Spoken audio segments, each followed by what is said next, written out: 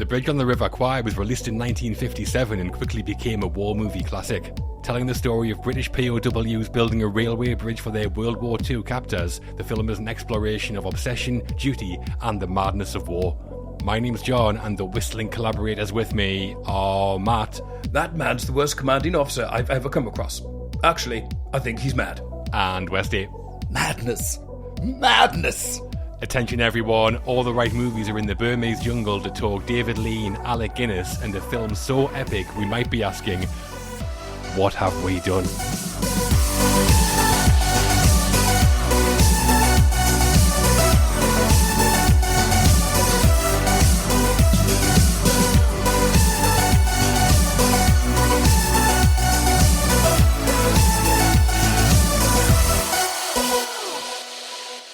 Hello and welcome to All the Right Movies, Madness, a jolly good show, and a podcast on classic and hit films. Yep, it's the one. Mm-hmm. This is ATRM Classic, where we tell the story of Hollywood one movie at a time, and this episode, we're on a trek through the jungle. Yep. We certainly are. It's directing heavyweight David Lean at the height of his powers as we discuss him and his World War II epic, The Bridge on the River Kwai. Indeed. Yep. Big one, right? Yeah. Big, heavy. Almost too big. Yeah. Let's see. Every time for you, Westy. I know, I always get really intimidated at the start of 3-hour films. I'm like, we'll cut this back a little bit. I know it's classic. Well, before we whistle our way into camp, let's talk about the ATRM community. Yeah, let's do that. That'll settle us down. It will. So if you're a regular listener to our ATRM Classic podcast, you can help us keep marching by becoming an ATRM patron. Patrons get access to our bonus podcast episode called Double Feature, where we talk films that aren't instant entries into ATRM Classic. That's right. And The Watch List, our monthly film review show. Yep. And you'll get access to our whole podcast archive, full of bonus episodes and archived ATRM Classic episodes. There's more films in there now than Colonel Nicholson's Bridge could take. Absolutely, yeah. Yep. So if you're a war film fan, The Great Escape, Apocalypse Now, and Full Metal Jacket are in there. Yep. Loads of other stuff as well. So to find out more, visit patreon.com/alltherightmovies or subscribe directly on Apple Podcasts, Spotify, or YouTube. Nice. Dead easy. Better than a stint in the oven, surely. Surely. Oh, definitely. Everything is. Or maybe take us to listen to if you ever find yourself in the oven. Yeah, that's a better idea. Yeah. The time will sail by. Yeah. Keep us in here. I'm fine. Today, though, it is The Bridge on the River Kwai. Mm-hmm. It was your choice, Matt. Yep. So, come on. What have you done? What have I done? I wonder how many times we can shoehorn that in Oh, this episode. It's not going to stop endless times. This is the kind of film where if you've not seen it before, you've not seen it for a long time, you could be forgiven for thinking, is this one not a bit old-fashioned and a bit fusty? Yeah. Like the kind of thing they stick on TV in the middle of a Sunday. But it's really not. And you mentioned there, John, we've covered The Great Escape, another POW World War II drama. These could not be more different. The Great Escape is a big old romping adventure. And while there's elements of that too, Kwai, there's so much more depth to this one. Yeah. It does have this epic sweep to it, but at the same time, it talks about things like patriotism, following orders, and asks the questions, what happens when you push that too far? And we'll obviously talk about Alec Guinness throughout this, but all those themes are funneled through this central character of Colonel Nicholson, one of the most flawed and morally complex and ambiguous figures I've ever seen in a film.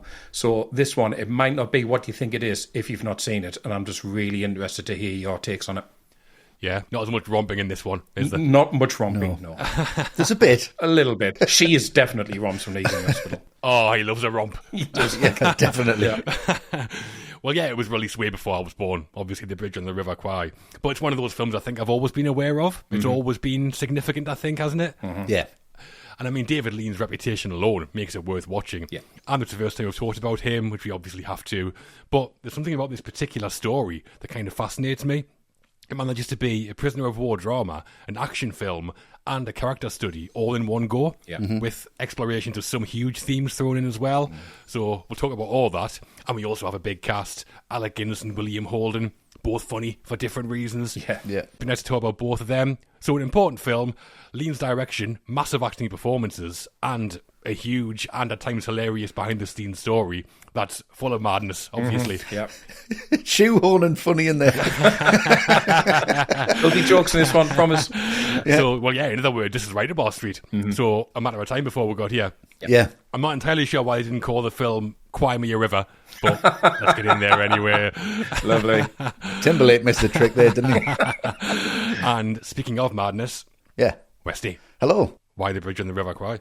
This came to me really late, you know. This is one that you would expect me to have checked out since I was a kid, and it's like I've religiously watched it, like with my love for these epics. Lawrence of Arabia came before this did for me. Zulu came before this did, and then I went on to, you know, Tower Inferno and then big kind of more up-to-date epics, I guess. Well, I got my student loan, right, as we all did, and we decided I was going to buy Blu-rays with it. I'm not going to really spend it on anything half decent. And HMV had that 3 for 20, or it was... Yeah. And it was like, well, how many can I get? And I got this with Spartacus and High Noon. That's what kind of a mood I was in. Wow. And I got it and I watched it and I just thought I'd seen it 100 times, but in a really good way. Yeah. It's kind of like, I've definitely seen this before, but not like this. It's explored completely differently. It's shot the way I expected it to be shot because it's David Lean and I was used to Lawrence of Arabia at that point.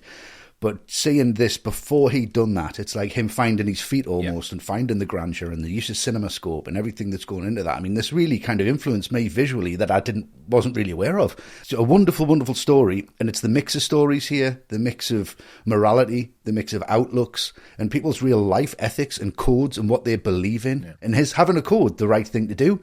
So that's what we'll explore talking about this film, and I'm looking forward to getting into it. I think it's going to be a really interesting discussion. So The Bridge on the River Kwai was produced by Horizon Pictures, distributed by Columbia Pictures, and released on October the 11th, 1957. Filmed on location in Sri Lanka, then known as Ceylon. So that's what we'll be calling it, mostly. Yep. The film was directed by David Lean, written by Carl Foreman and Michael Wilson, though credited to Pierre Boulle for reasons we'll discuss. It was it. And it stars Alec Guinness as Colonel Nicholson, William Holden as Commander Shears, Jack Hawkins as Major Warden, and Sesu Hayakawa as Colonel Saito. Lovely. Yep. Let's march on into the jungle then, shall we? Let's do it. We're heading to Burma 1943 as we talk the beginning of The Bridge on the River Kwai. The beginning. The Bridge on the River Kwai opens with some British and US prisoner of war action that sets up the main narrative. We'll be talking about the moments where Nicholson goes into the oven and Shears makes an escape from camp, but first, it's a tale of two colonels and a battle of wills. It is. So we open in a Japanese POW camp, Burma 1943 to be precise, where a British band of brothers have been captured by the Axis. We see them make their way into camp, and the opening brings us introductions of Nicholson and Saito and their point of contention, Nicholson refusing to build a bridge. Yeah. Not the last time I'll mention that bridge. No. Bit of an understatement. Yeah, it's going to be mentioned quite a bit, I Yeah. think, isn't it? So a stiff upper lip from Nicholson, and we've got one to match here. So, Matt, Yep. how was the opening for you? Matt, before you start, yellow credits. I'm just putting that in there just so we know. Yes. Just in case anyone's looking for it. That's fine. You can go now. I just wanted to have that. 10 out of 10 for Westy this, like. There it is. Boom. After the credits, though, it's got such a grim, bleak tone to it because the camera moved from past all those graves, so there's no mistaking what a dire place this is to be captured. Yeah. So when you hear the British approaching and the whistle and Colonel Bogey, first impression is, well, this is great. This is so defiant. It's such a typically British thing to do. Stiff upper lip, like you mentioned, John, the captured, with the thumb in the nose at the Japanese all the same. And then when they get into camp, something really interesting happens, which I didn't quite get when I was younger, because they arrive and they're marching on the spot. Nicholson's looking at them. And then the music comes in over the top of it, which is so jaunty and upbeat. And I used to think, that's far too OTT. But then I realised what that music is. It's essentially only in Nicholson's head, and it's representing what he's seeing. Yeah. Because he thinks he's seeing something great. The British Army keeping discipline perfectly in time with one another. But the visuals tell you something else, and they tell you the truth. All those shots of their feet stamping up and down, they tell you their shoes are falling to bits. All these men are physically shot. They're suffering in the heat. But Nicholson sees something completely different, which he wants to see because he's blinded by devotion to duties. And that is him for the entirety of the film. And it's set up in this incredibly iconic opening. Yeah, he's singing triumph and defeat, isn't he, as always? He is, yeah. Yeah, I mean, it means business as an opening. Yeah. Absolutely massive, straight away. Yeah. Huge. That opening shot of what I think's an eagle looking down on the jungle. Yeah. I'd say that's signifying the futility of war, maybe. Looking down from that high, everything looks a bit pointless, I think. So great cinematography, which we'll talk about more later. And the men whistling Colonel Bogey as they enter the camp is iconic nowadays. Yeah. It is. Really loud as well. Yeah. Yeah. Like the seven dwarfs have turned up. 7,000 watts.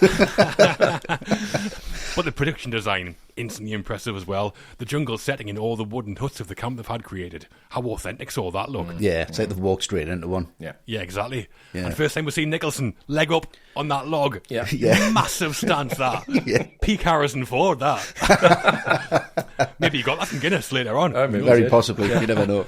But it's the moment that follows this that always stands out for me. The first face-off between Nicholson and Saito, when Nicholson refuses to let the men work on the bridge, so Saito has them all stand in the heat for hours. Yeah. Two guys who both think they're right, but I'm not sure either of them are. No. But the point is, it kind of sets up their rivalry that powers the first half of the film really well. Yeah. Sets up Saito as the main antagonist, sets up Nicholson as a man of like dignity, whose story we're going to follow, and sets up the fact that it's going to look about as epic as any war movie of the decade did. Yeah. And there were a few, so a great intro for what's to come. Yeah, massively. Yeah, I mean, we've both mentioned that. Did any of you guys used to sing this in school, or is that just how old I am? No, I actually knew the lyrics to this in school. It was like, Yeah, I think everyone did, yeah. absolutely crazy. But the tune the men whistled, which you've mentioned was Colonel Bogey, when they come into the camp, was written by British Army bandmaster called Lieutenant F.J. Ricketts in 1914. Wow. It wasn't in the original script, and it was Lean's idea to include it. The producer was Sam Spiegel, and he didn't want it in, but Lean got his way, as always. Yeah, well, that tune did become better known as the Hitler's Only Got One Ball song. Yeah. Goring has two, but very small. And apparently at first, Lean didn't want the men to be whistling. He wanted them to be singing that song. Wow. Amazing. And that was where Sam Spiegel drew the line. Yeah. Not quite as much dignity if they're belting that out, I don't think. No. And Sam Spiegel, the producer, we're going to be talking about him quite a bit as we go as well. The madman. Quite a character. Yeah. Sammy Panic Attack. He's a producer. It had to be. Constantly just on the edge, wasn't he? And the Colonel Bogey March went on to be pretty influential, and it's been whistled in lots of films since as a homage to the bridge on the River Kwai. It's in The Parent Trap, The Breakfast Club, Short Circuit, and Spaceballs. Yeah. It's in The Simpsons as well, isn't it? Of course it is. Yeah, of course it is. Yeah. I mean, it shows how good an idea it was when it turns up into that film as it became iconic in their own right, and The Simpsons as well. Yeah. I'll go on to the scene that you've touched on there, John, where we've had this introduction of the characters, and now Saito's coming out and he means business. Because Nicholson's just, I'll have a word with this chap. Who does he think he is at the end of that? Man, just show some respect at least. There's dignity and then there's stupidity. There's a fine line that Nicholson draws all the way through this film. So Saito comes out on a platform that's twice as big this time to kind of show that he's grandeur, and he speaks to everybody. And he just immediately berates them, just says, you're English prisoners, not soldiers. He tries to beat them down into the ground. But the bravery of it and the genius of it is, like I say, it's really close to stupidity, the way they're all just stood there. And there's that guy in the background, which is Lean all the way through this film, shows that depth. Yeah. And they're all just really defiant of what's going on. But it's Saito who just looks at the sun and kind of walks away, and he knows how dangerous that is. So the scene just goes on. There's that incredibly iconic shot of Guinness from that low angle with the sun there. Yeah. And you see, is he giving way? Is he not? What's going to happen? But there's nobody like David Lean who can put an emotion, and there's that sense of like you can reach out and really touch these environments, and he really soaks it onto the film, and you get that from this whole sequence. But they're all still stood in the background of that shot. So there must have been somebody else. There must have been a runner off screen who then, when he says the kind of guts that are going to get us killed, and a guy just falls exactly when he should. Yeah. That's amazing. And it's just one thing after the other with these guys. It's just, his officers are standing by him. They've got this absolute amount of respect for him. I don't think they fear Nicholson. I think they respect him. And then there's the whole, he's a jolly good fellow, that's going to carry him through. It's just madness. It's craziness from the start. There's this duel of morality between the two of them, and none of them are moving. It's like two trains literally coming at each other on the bridge to collide themselves. And that's what this whole scene sets up. I think it's fantastic from the start of the film. It really puts you in the tone and really makes you pick a side, and you can't choose anyone but Nicholson, obviously. It does. I mean, Saito wastes no time laying down the law, does he? No. And the film wastes no time getting the narrative moving. We get the fact that Saito wants the bridge to be built set up really quickly. And the kind of conflict between Nicholson and Saito when Nicholson says no. I mean, it's obvious immediately that both Nicholson and Saito are pretty crazy. Yeah. Nicholson cites the Geneva Convention and has the papers with him. And Saito takes them, looks at them, and slaps him across the face with them. Draws blood as well. Yeah. Hell of a paper cut. Stand fast and rags. Yeah. It's great, that bit. Never just, don't react. He thinks he's got control of it. That's the way he picks it up and just dusts it off. Yeah, it's great. It's so defiant. Yeah, to set up a relationship and conflict that'll drive the first half of the film, I think it all works really well. Yeah. And Colonel Saito was played by Sesu Hayakawa, a Japanese actor. He'd first came to Hollywood in 1914 when he appeared in a short drama called The Typhoon. This made him a matinee idol, and he was a big star for a few years, but he'd retired from movies by the time Kwai came around. But Lean had remembered him from his heyday in Hollywood and approached him to play Saito. Yeah, he was big in the 1920s. He was signed by famous Players Lasky, now known as Paramount Pictures. Right. And his salary was apparently $5,000 a week, Right. which is about $150,000 a week today. Wow. Massive heartthrob, wasn't he? He was a good-looking son of a bitch back in the He day. was, yeah. His thing apparently was playing like exotic villains. Obviously, 1920s. Yeah, wonderful. And I think his career was kind of ended when the talkies came along. I guess his Japanese accent maybe didn't go down so well with Western audiences at the time. Right, maybe, yeah. Yeah, maybe. Hayakawa was 68 when he was cast as Saito. He didn't speak great English, so when he was given the script, he tore out all of the pages that didn't have any dialogue with him. He later said Lean didn't mind at all and they had a great relationship. I love that. Yeah. I'm not there, so just get rid of it. Yeah, that's exactly what I would do, to be fair. Don't need that. Also, does Saito remind anyone else of Lao She from Indiana Jones and the Temple of Doom? Obviously. He looks just like him. Yeah. He does. Yeah, the guy who goes, the poison you just drank. Dr. Jones. He's even got the little tash. Yeah. Yeah, And he owns Club Obi-Wan. Yeah. There's links all over the place. yeah, it really is. You might be onto something here. Yeah, it's all in there. And then after Bridge on the River Kwai, Hayakawa pretty much retired from acting again, apart from a few small TV roles. But he later said his appearance as Colonel Saito was the highlight of his career, and he was nominated for an Oscar for Best Supporting Actor. Yeah. Right. Not bad for someone who only read 5% of the script. Yeah.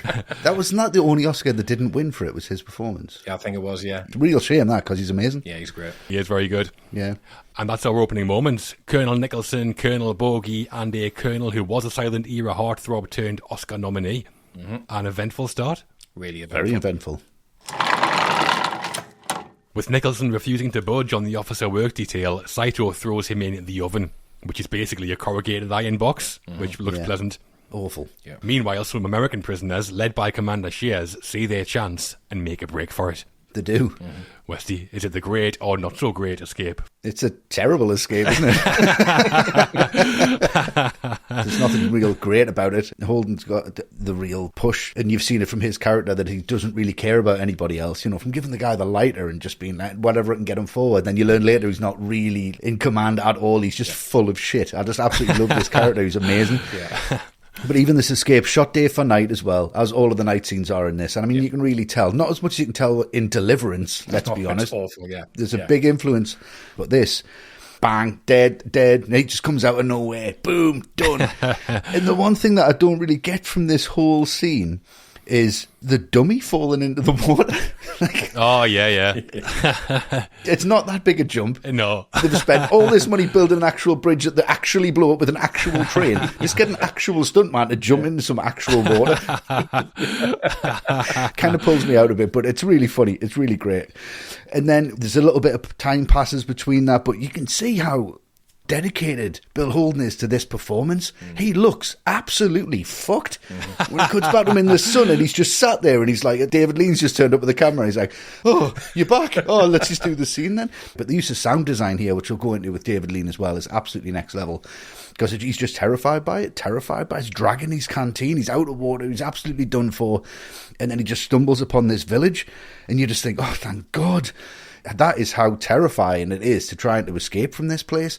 You're not going to get out, basically. You are going to die. And he's so close to not making it, which again I think makes his return journey, as we're going to talk about later on, all the more heartbreaking. And that he's been through this once, Yeah. and now he has to go back and do it again. I mean, it could be like The Rock, like he goes back and teaches everyone how to escape from there. Really long hair. First of all, you go back and everyone that you go with dies, and then you throw a dummy in the river and fuck off to a village. It'll be absolutely fine. That's the way to do it. But yeah, it's a great setup for his character, and you actually think he's just going to have intel. You don't quite know where he's going, but it just kickstarts this whole other narrative, this whole other story within a story. I think it's really, really pivotal and brilliant to set up. It is, yeah. It's a little action moment, kind of sets the tone a little bit for some of the action that comes later on as well. Yeah. But I think Nicholson in the oven, such a great beat from a storytelling perspective. Represents like the brutality of a POW camp, and there's also a huge plot device pushing Nicholson down like a particular path for the narrative. Yeah.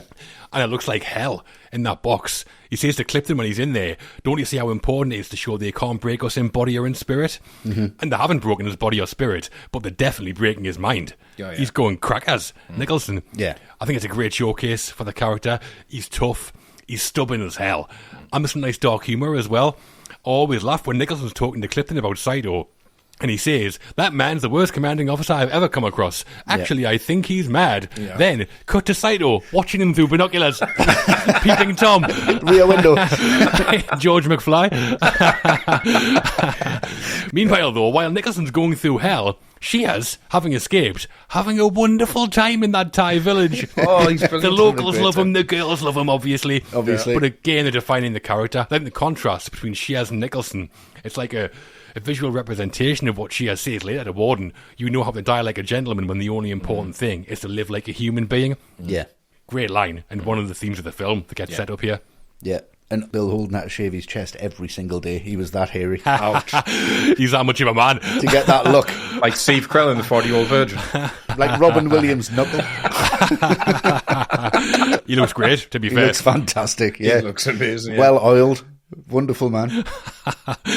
So Nicholson being tortured by being placed in the oven is in the original novel, but wasn't entirely made up by Pierre Boel. Japanese POW camps used to use iron boxes stood in the heat as a form of torture against Allied soldiers. Do you know what this always reminds me of? You know the hot box in Stir Crazy when Gene Wilder crawls out and says, "Can I have a little bit more time?" Yeah. But that's just absolutely disgusting. Imagine that. Like, that's awful. Oh, it's awful, yeah. Against the Geneva Convention. So Saito's committing a war crime. Yeah. You should probably have read them rather than slapping people in the face with them. I'm going for this really great character moment when Nicholson is let out of the box so he can have supper with Saito. And I know they're on rations, right? So beggars can't be choosers, but a big slab of greasy corned beef for supper with some rice doesn't look appetising to me, that at all. Lovely, that's what I'm having tonight. Oh. A big slab as well. A big slab. One of them tins you still need a fucking key to open it. Oh, yeah. Apart from that, though, this is such a great scene of the shift of power between these two, and it's done with such subtlety because Saito holds all the cards here. There's no reason on the face of it he should give any kind of leniency to Nicholson, particularly the condition he's in.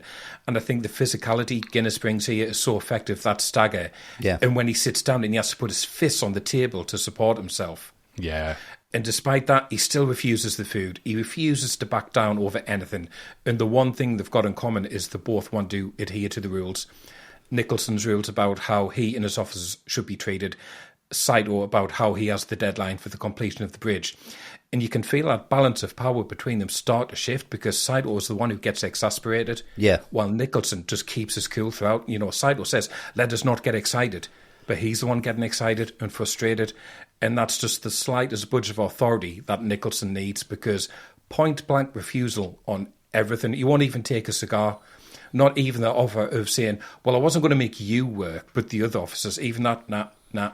He's not used to confrontation, Saito, as a character, is he? He's like this. No. Any human being would take this. Like, this is everything you need. What's the matter with you? And he doesn't know how to deal with it. So, and it is actually funny when Saito resorts to pleading and says he'll have to kill himself if the bridge isn't completed. So what would Nicholson do? And he just goes, well, I suppose if I were you, I'd have to kill myself.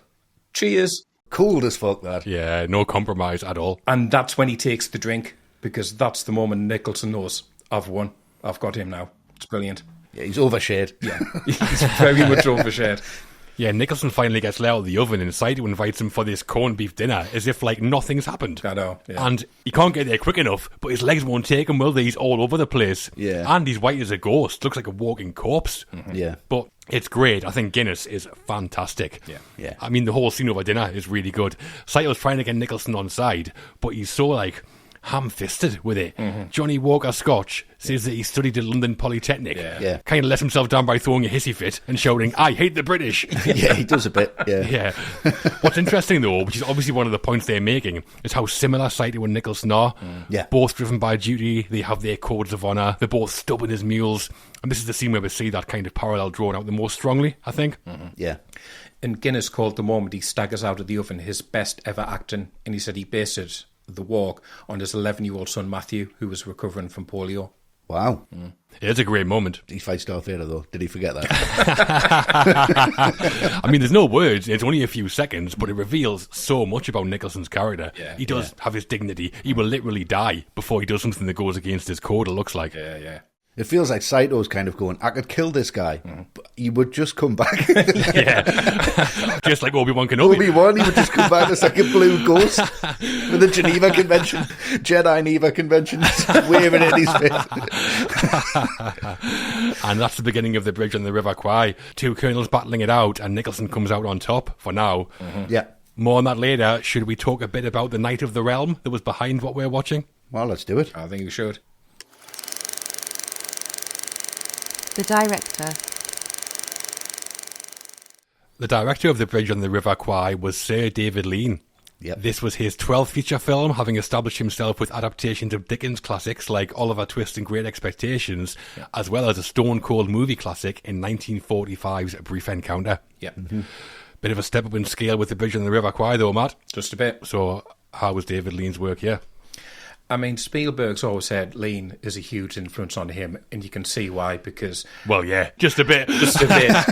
Left, right and centre. Left all over the place, isn't it? Because this is filmmaking on such a grand canvas, but he never gets lost in that canvas. And you said it there, John, it's worth remembering his breakthrough film was Brief Encounter, which is such a small, intimate film. Like, everything in that film just takes place in living rooms, in cafes. Yeah. This is something else entirely, but it still works because Lean nails the emotion. And with Bridge, he combines the two. So he can have epic scenes like the trek through the jungle to get back to the bridge, or the countdown to the explosives going off as the train approaches.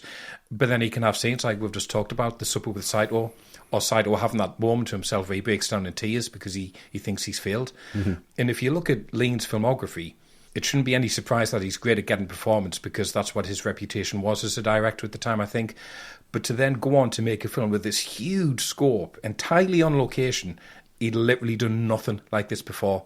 And yet somehow it feels like second nature, like he'd been doing it all his life. So that ability to juggle the epic and the intimate, to go back to Spielberg, I think he said Lawrence of Arabia is one of his favourite films, if not his all-time favourite.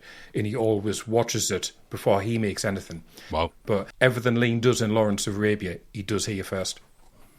I think you're right. I think he does. I mean, I watched the film several times in advance of this episode, like we always do. Yeah. And something that struck me more strongly each time about David Lean was that he's not in a hurry, is he? No. A man of great patience, clearly. Yeah. Yep. I mean, in a Hollywood film, the first act is typically 30 minutes-ish, give or take. Yeah. Here, the first act ends when Nicholson's let out of the oven, and we're 70 minutes in. Yeah. Absolutely massive. Yeah, ridiculous. But that's one of his trademarks as a director, I think. He won't rush for anybody. No. And it's kind of his genius. He lets the narrative unfold gently, he builds the tension. He does do the same thing in that legendary film a few years later, and I think you're right, Matt, Kwai's definitely a forerunner to Lawrence of Arabia. Yeah, absolutely. It's not just the careful plotting. Every shot feels meticulously planned. The aerial views of the jungle that we talked about, the way that he frames characters against huge backdrops, which we'll get into later when we talk about the DP, but nothing feels like ad hoc or off the cuff. How the film looks feels very deliberate, but never like lifeless either, never robotic. I think the control that Lean has over the whole production just jumps off the screen to me. Yeah. He's juggling this massive cast with big names, shooting in the jungle, dealing with a madman of a producer like Sam Spiegel breathing down his neck. And it still feels like every frame looks just how he wanted it to when he planned it months before. Yeah. I mean, that's impressive, but there's also a great handling of tones. We'll go from psychological drama in the camp to the outrageous Boy's Own style escape adventure with Shears. That's Boy's Own, not Boy's Own, obviously. Yeah, Ronan Keating's not Forgot that, that's fine. I mean, they could have felt like different films, but Lean weaves it all together, kind of like the master that he's known as. Yeah. So, great director. And this is where we see him, I think, transitioning from that kind of intimate filmmaker of Brief Encounter to the epic storyteller of Lawrence of Arabia. Yeah. And he makes that shift look kind of effortless, I think, as well. Yeah. Yeah, I mean, bizarrely enough, lean on me. I think this is an intimate film. Yeah. Bizarrely enough, it is very, very intimate. It's a really intimate story between people, and it's very internal. And I think without them intimate films, you wouldn't be able to have this grandeur. But even his framing feels intimate. Every small detail has a real place. Yeah. It's his camera movements on this. And his scale. That camera doesn't move. No. I've said recently that we should just bring back tripods, and if you need to move the camera, you need to pay more money in which to move it, because it needs to be motivated by the story. And watch this film, because that is exactly what he does. If he pans that camera, there's a reason he's revealing something. If it tilts down, there's a reason he's revealing something. Everything else is just like watching a photograph with movement in it. And that's what Lean learned, I think, on the smaller films and how to frame. And then all of a sudden you give someone like that CinemaScope and he still frames it in a really intimate way. And that's where he gets the depth and the distance, and using two lenses, basically uses a wide prime to establish the scene. And then he just says, who's important? This guy. So he uses then a long lens to punch in on that guy, blur the background out, and really single that character. You can see it in the opening speech. You can see it where they all walk in, and then it's on Nichols, it's on Saito. You know, we're talking about that machine gun at the start. When that reverses into the frame, he knows exactly where that's stopping, because that's perfectly done. Oh, yeah, yeah. Like you said, it's meticulous, but doesn't feel overworked. It doesn't feel like Kubrick overworked. No, it doesn't. There's improvisation here. There's room for that improvisation. There's room for the camera to go another 2 inches to the right if it needs to, but he needs a good fucking reason to do it. And that's why I love David Lean as a filmmaker, because he needs a reason. He'll listen to anybody, I think, but he needs a really good reason to move away from his blueprint of what he wants to do and what he wants to make. And the scale that he makes this film on is absolutely ludicrous. He shot a lot of stuff himself on 16mm. I think a lot of the externals you see, bats flying, trees, all these kind of cutaways, he just went off and did them, and it was just, he took a crew with him, and it was come hella high water. We're getting to the top of that waterfall, and we're shooting this with that one person behind. It's not like the African Queen, where they went out and shot a lot of the stuff. Well, nowadays you do that digitally, probably, wouldn't you? Well, you did on the African Queen. We're going to just shoot these rapids, and we're just going to put some special effects in there. Every single thing is in camera, and I think that's why a lot of people twisted rhythm on the film that didn't see that level of integrity. He's Nicholson. He's just got that level of integrity towards filmmaking. This is the code here. This is my shot list. It is my shot list, right? But should we pan to the right? Is it in the code? And I love that confidence in a filmmaker. And I don't really think there's been anyone like him. And there's so many things in this film. He's practicing for Lawrence of Arabia, where he's just got the confidence again to go higher. The scale in River Kwai is absolutely unprecedented.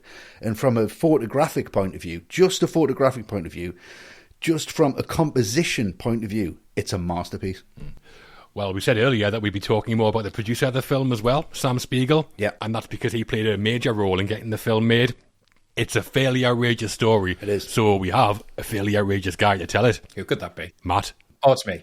Yeah. Does he turn into Sam Gollum by the end of it? That's Sam Smeagol, sorry. No one was getting that if you hadn't explained there, was it? Wow. Well, Pierre Bouel's novel, The Bridge on the River Kwai, that was published in 1952, and the rights were snapped up by British-Hungarian producer Alexander Korda, who said he saw it as having huge cinematic potential. Yeah, he produced loads of stuff, Alexander Korda. His biggest, probably The Third Man with Carol Reed. Oh, yeah, lovely. Yeah. Another classic of that era, yeah. But Korda passed away in 1956, so Spiegel, who owned Horizon Pictures, stepped in. He bought the rights to Kwai from Korda's estate for $200,000 and struck a deal with Columbia to distribute, and they put up a budget of $2.8 million. Right. Yeah, a big budget then. And Horizon, they had produced The African Queen a few years earlier. Right. Yeah. Obviously a huge hit with an exotic setting, so Spiegel must have thought, hang on, this Bridge in the Jungle story looks right up my street. Yeah, we can do that, yeah. And then after he had the rights, Spiegel hired Cole Foreman, then Michael Wilson, to write the screenplay before he started approaching directors. Yeah, well, the writing's a story all of its own as well. We'll get into that more when we discuss the crew. It's probably bigger than the film itself, to be honest. It's absolutely crazy. The production of the film was madness, obviously. Yeah, madness. Yeah. So Spiegel first asked Carol Reed to direct, but he said no. He asked Howard Hawks, but he said no. He asked Fred Zinnemann, who said he didn't understand the book, so he said no. John Ford said he didn't like Colonel Nicholson, so he said no. And apparently Siegel approached Orson Welles to direct and star in the film, but he just didn't like the script. Oh, really? Star as who, though? Saito? Imagine, massive on the bridge. You could have done that back then. Would have been outrageous. Like John Wayne as Genghis Khan. Yeah, exactly the same as that. Wells screaming that he hates the British. So Spiegel was running out of options, and that's when David Lean came in. Katharine Hepburn, who starred in The African Queen, like we just mentioned, had just worked with Lean on a romantic comedy called Summertime, and she recommended him to Spiegel. Lean said he'd do it, and Spiegel said he hired him in absence of anybody else, which I love. That's flattering. Yeah. Not even any other director, just anybody else. Yeah. You'll do. Exactly. Liam wasn't keen on making the film either, but at the time he was getting divorced from his third wife, Anne Todd. As soon as he signed, he asked Columbia for an advance on his salary. They weren't happy when he used it to fix his teeth. Going through a divorce, back on the market. Yeah. Better get the Nasha sorted out. Smarting yourself up. Couple of fillings. Brilliant. And Spiegel sent a scouting team out to the real River Kwai in Burma to check it out before filming. And they said the river was now nothing more than a trickling stream. They then came across a village called Kitulgula in Ceylon, now Sri Lanka, and production began there in 1956. Right, well, yeah, trickling stream would have been a bit unimpressive. Yeah. What have I done? I've built a massive bridge. You can just walk through it. Yeah. There were some issues, though. The Suez Canal crisis of 1956 meant that equipment had to be flown out to Ceylon rather than shipped. And there was an incident where the finished film footage didn't turn up in London for post-production. After a week-long search, it was found sitting on a boiling hot runway in the Cairo airport. Wow. Somehow, it was undamaged, amazingly. Imagine it was all ruined. Devastating. Yeah. Just in a hot box with some corned beef. You had a key to open it. And I mean, flying stuff about would have massively increased production costs. Spiegel would have been having kittens about it. Yeah, absolutely. But filming in such a remote location brought some dangers as well. One of the second assistant directors, John Kerrison, he was killed in a car crash on the way to one of the locations. Oh, really? And when filming the shootout on the bridge in the climax, a stuntman called Frank Howard was swept away. He was rescued, but he had to be flown to the hospital for tropical diseases in London, but he sadly died. Oh, no way. Yeah, ridiculous. I read that David Lane was swept away by the river at one point as well. He had to be rescued. Wow. Dangerous. Not by Spiegel, I bet. Well, no, he wasn't bothered. Film it. Running in the other direction, I think. All the problems led to friction between Lean and Spiegel during filming. In terms of the story, Lean was interested in the rivalry between Nicholson and Saito, while Spiegel wanted the adventure elements to have more focus. And he was asked the writers to add in more action scenes. They were all vetoed by Lean, though. He was just absolutely insistent on his vision, I think. Yeah. Apparently, Spiegel had the writers put in action scenes that were an elephant stampede, a submarine battle, and an army of ants attacking the commandos. Like Kingdom of the Crystal Skull. Kingdom of the Crystal Skull. Man-eating ants. Army of ants, amazing. Lean also said that Spiegel cheated him out of credit in compensation for the film. He said they agreed to share credit equally, but Spiegel promoted the movie as a Sam Spiegel production rather than giving Lean equal billing. Well, the very first thing to say on the screen is the huge title, a Sam Spiegel production. Yeah, it's massive. Yellow Westy for you, yeah. Thank you, yeah. But yeah, there was some friction, and that isn't the end of the Spiegel-Lean shenanigans either, not by a long way. No. Well, before we finish on David Lean, we have our first Patreon question. Okay. So, as well as all those many benefits we mentioned at the start, if you sign up to become an ATRM patron, we'll answer your questions on the show. Mm-hmm. We have the first of those now. It's on Classic Films, and it comes from Andrew. Hello, Andrew. Hello, Andrew. So, Andrew says, I've seen a lot of films. Self-praise, no praise for Andrew. Fair enough. Yeah. But I'm always embarrassed when classics come up I've not seen, e.g. The Bridge on the River Kwai. Okay. The podcast is getting me to watch movies I've never seen, but what classic movies have you not got around to watching yourselves? Right. Thanks for that, Andrew. We all have our blind spots, I think. Mm-hmm. Yep. Well, maybe not you, Matt. No, I've seen everything. Seen it all. Just fell off. I've seen everything. I've seen everything. Are there any for you, Matt? Genuinely a couple, yeah. We covered Mary Poppins not too long ago, but the other 60s musical with Julie Andrews, I've never seen The Sound of Music. Wow. I've seen bits and Right, pieces yeah. of it, but I've never felt compelled to sit through the whole thing. You'd love it. Well, I love musicals. I love Julie Andrews. I love Christopher Plummer, so I probably should tick that one off. But yeah, I've not seen that. And then the other one, Breakfast at Tiffany's, again, because I think, Yeah. I know it's Audrey Hepburn. I know she's looking for a cat in the rain at the end. I know Moon River. I know outrageously racist Mickey Rooney is a Japanese man in that. Yeah. And I just yeah. think, I don't feel I need to see that. I just know all the bits already. You just prefer Pepper and the A-Team. Exactly. That's it. 18 and nothing else. Yeah. I want to see him smoking a cigar, not wooing Audrey Hepburn. Yeah, well, I was struggling to think of any off the top of my head. So what? Oh, shut up, man, you show off. No. So what I did, I was struggling to think, that was all. Yeah. So what I did was I went through the IMDb top 250, and I've got yeah. the first three films that appear on that list that I've not seen. Okay. Okay. Here we go. So first, 25th in the IMDb top 250. Right. I've not seen City of God, Wow. Oh, really? Really? Okay. Brazilian classic. I'm sure you guys have seen it. Oh, yeah, it's a great film. This is the most John answer to a question I've ever fucking heard in my life. Number 28. I've seen the first 27, so in your face. Really backhanded, it's amazing. Well, I've not seen number 32 either, which is The Pianist. Oh, really? Wow. Yeah, brilliant. A Shiri number, from what I hear. Yeah, lovely. And number 40, Japanese classic, Harakiri. I've not seen. I'd imagine most people haven't seen that, to be honest. I've seen that. Of course you have. Yeah.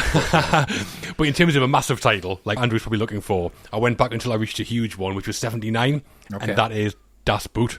I've not seen that. Oh, Really? right. Wow. Yeah. I mean, it's on for about 5 days, isn't it? I mean, it is, yeah, to be fair. Good 5 days. Don't know if you'll feel great at the end of it, but it's worth taking that trip. Well, Matt, you watch Sound of Music, and I'll watch Das Boot.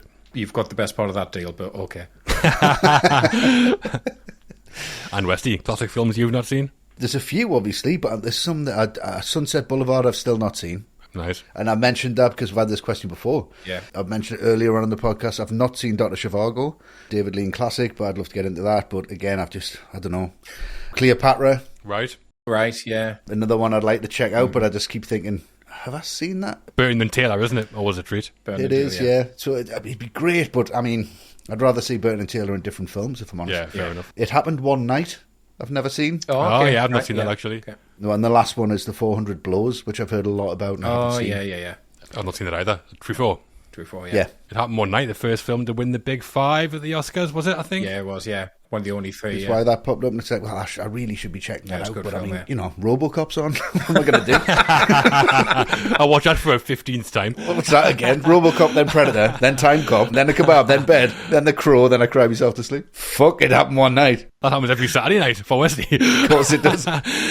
Well, back to David Lean, and The Bridge in the River Kwai was rewarded for all the hard work that went into it. Yeah. David Lean won the Oscar for Best Director, and the film won Best Picture, beating out some other classics in Peyton Place, Witness for the Prosecution, and 12 Angry Men. Ah, yeah. Oh, yeah. really? Yeah.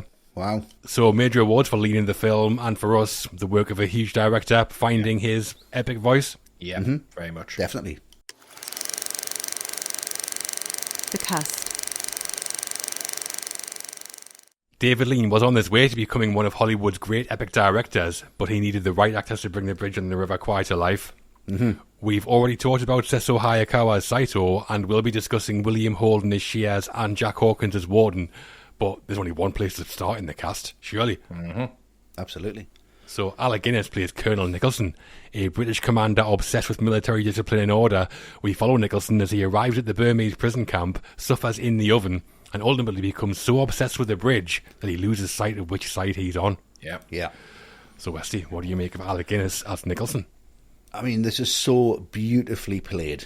It's a beautiful performance. Yeah. It's so nuanced. It's so theatrical in places. It's so focused. It's so tunnel vision that I can't believe he wasn't the first choice for this. Yeah. It's almost like he's defying Lean. I'm going to show you how good I am. I'm going to show you how good this character can be and how confusing this character can be because you don't quite know his motivation. First time I watched this, you know, when he looks down, he sees the wire and you just think he's going to play along. Yeah. Yeah. He's going to see it and go, right, yeah, I've been playing you the whole time, and it's going to spin on that and just be like, yeah, now I've got you. Yeah, I'm a real British officer. I've been putting this on.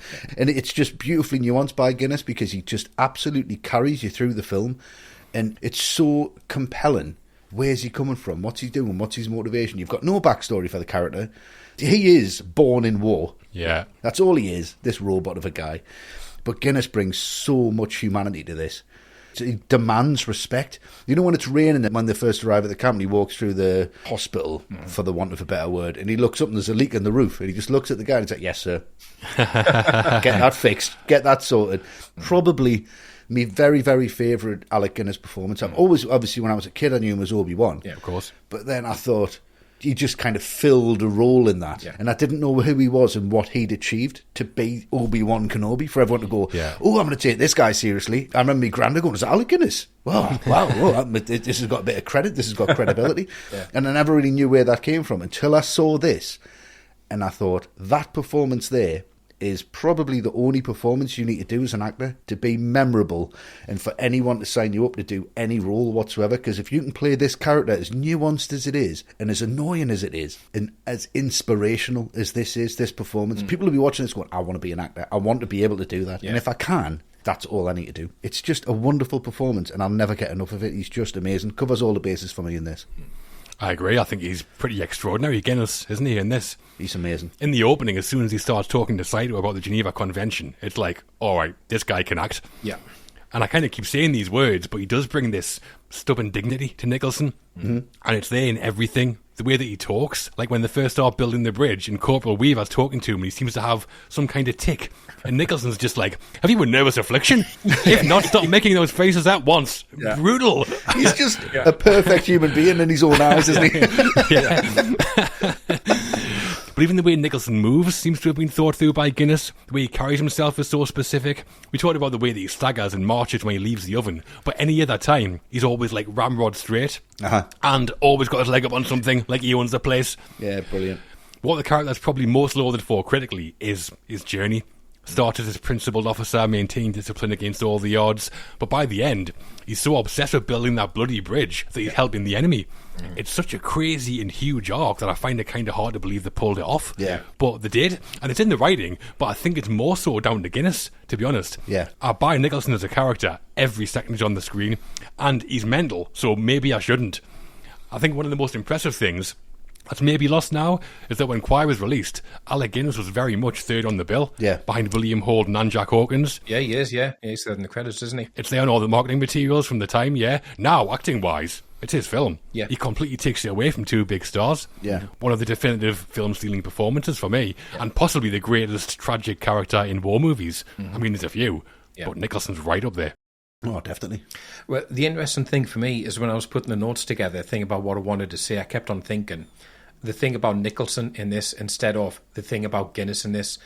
And that's because this is one of those elite performances where the lines between actor and role are just completely blurred and they become one and the same. Yeah, I totally agree with that, yeah. Like, I don't see Alec Guinness in this, I just see Colonel Nicholson. Yeah. And, you know, we've mentioned it already, but, you know, we've covered the original Star Wars trilogy and we mentioned it. It's pretty well known.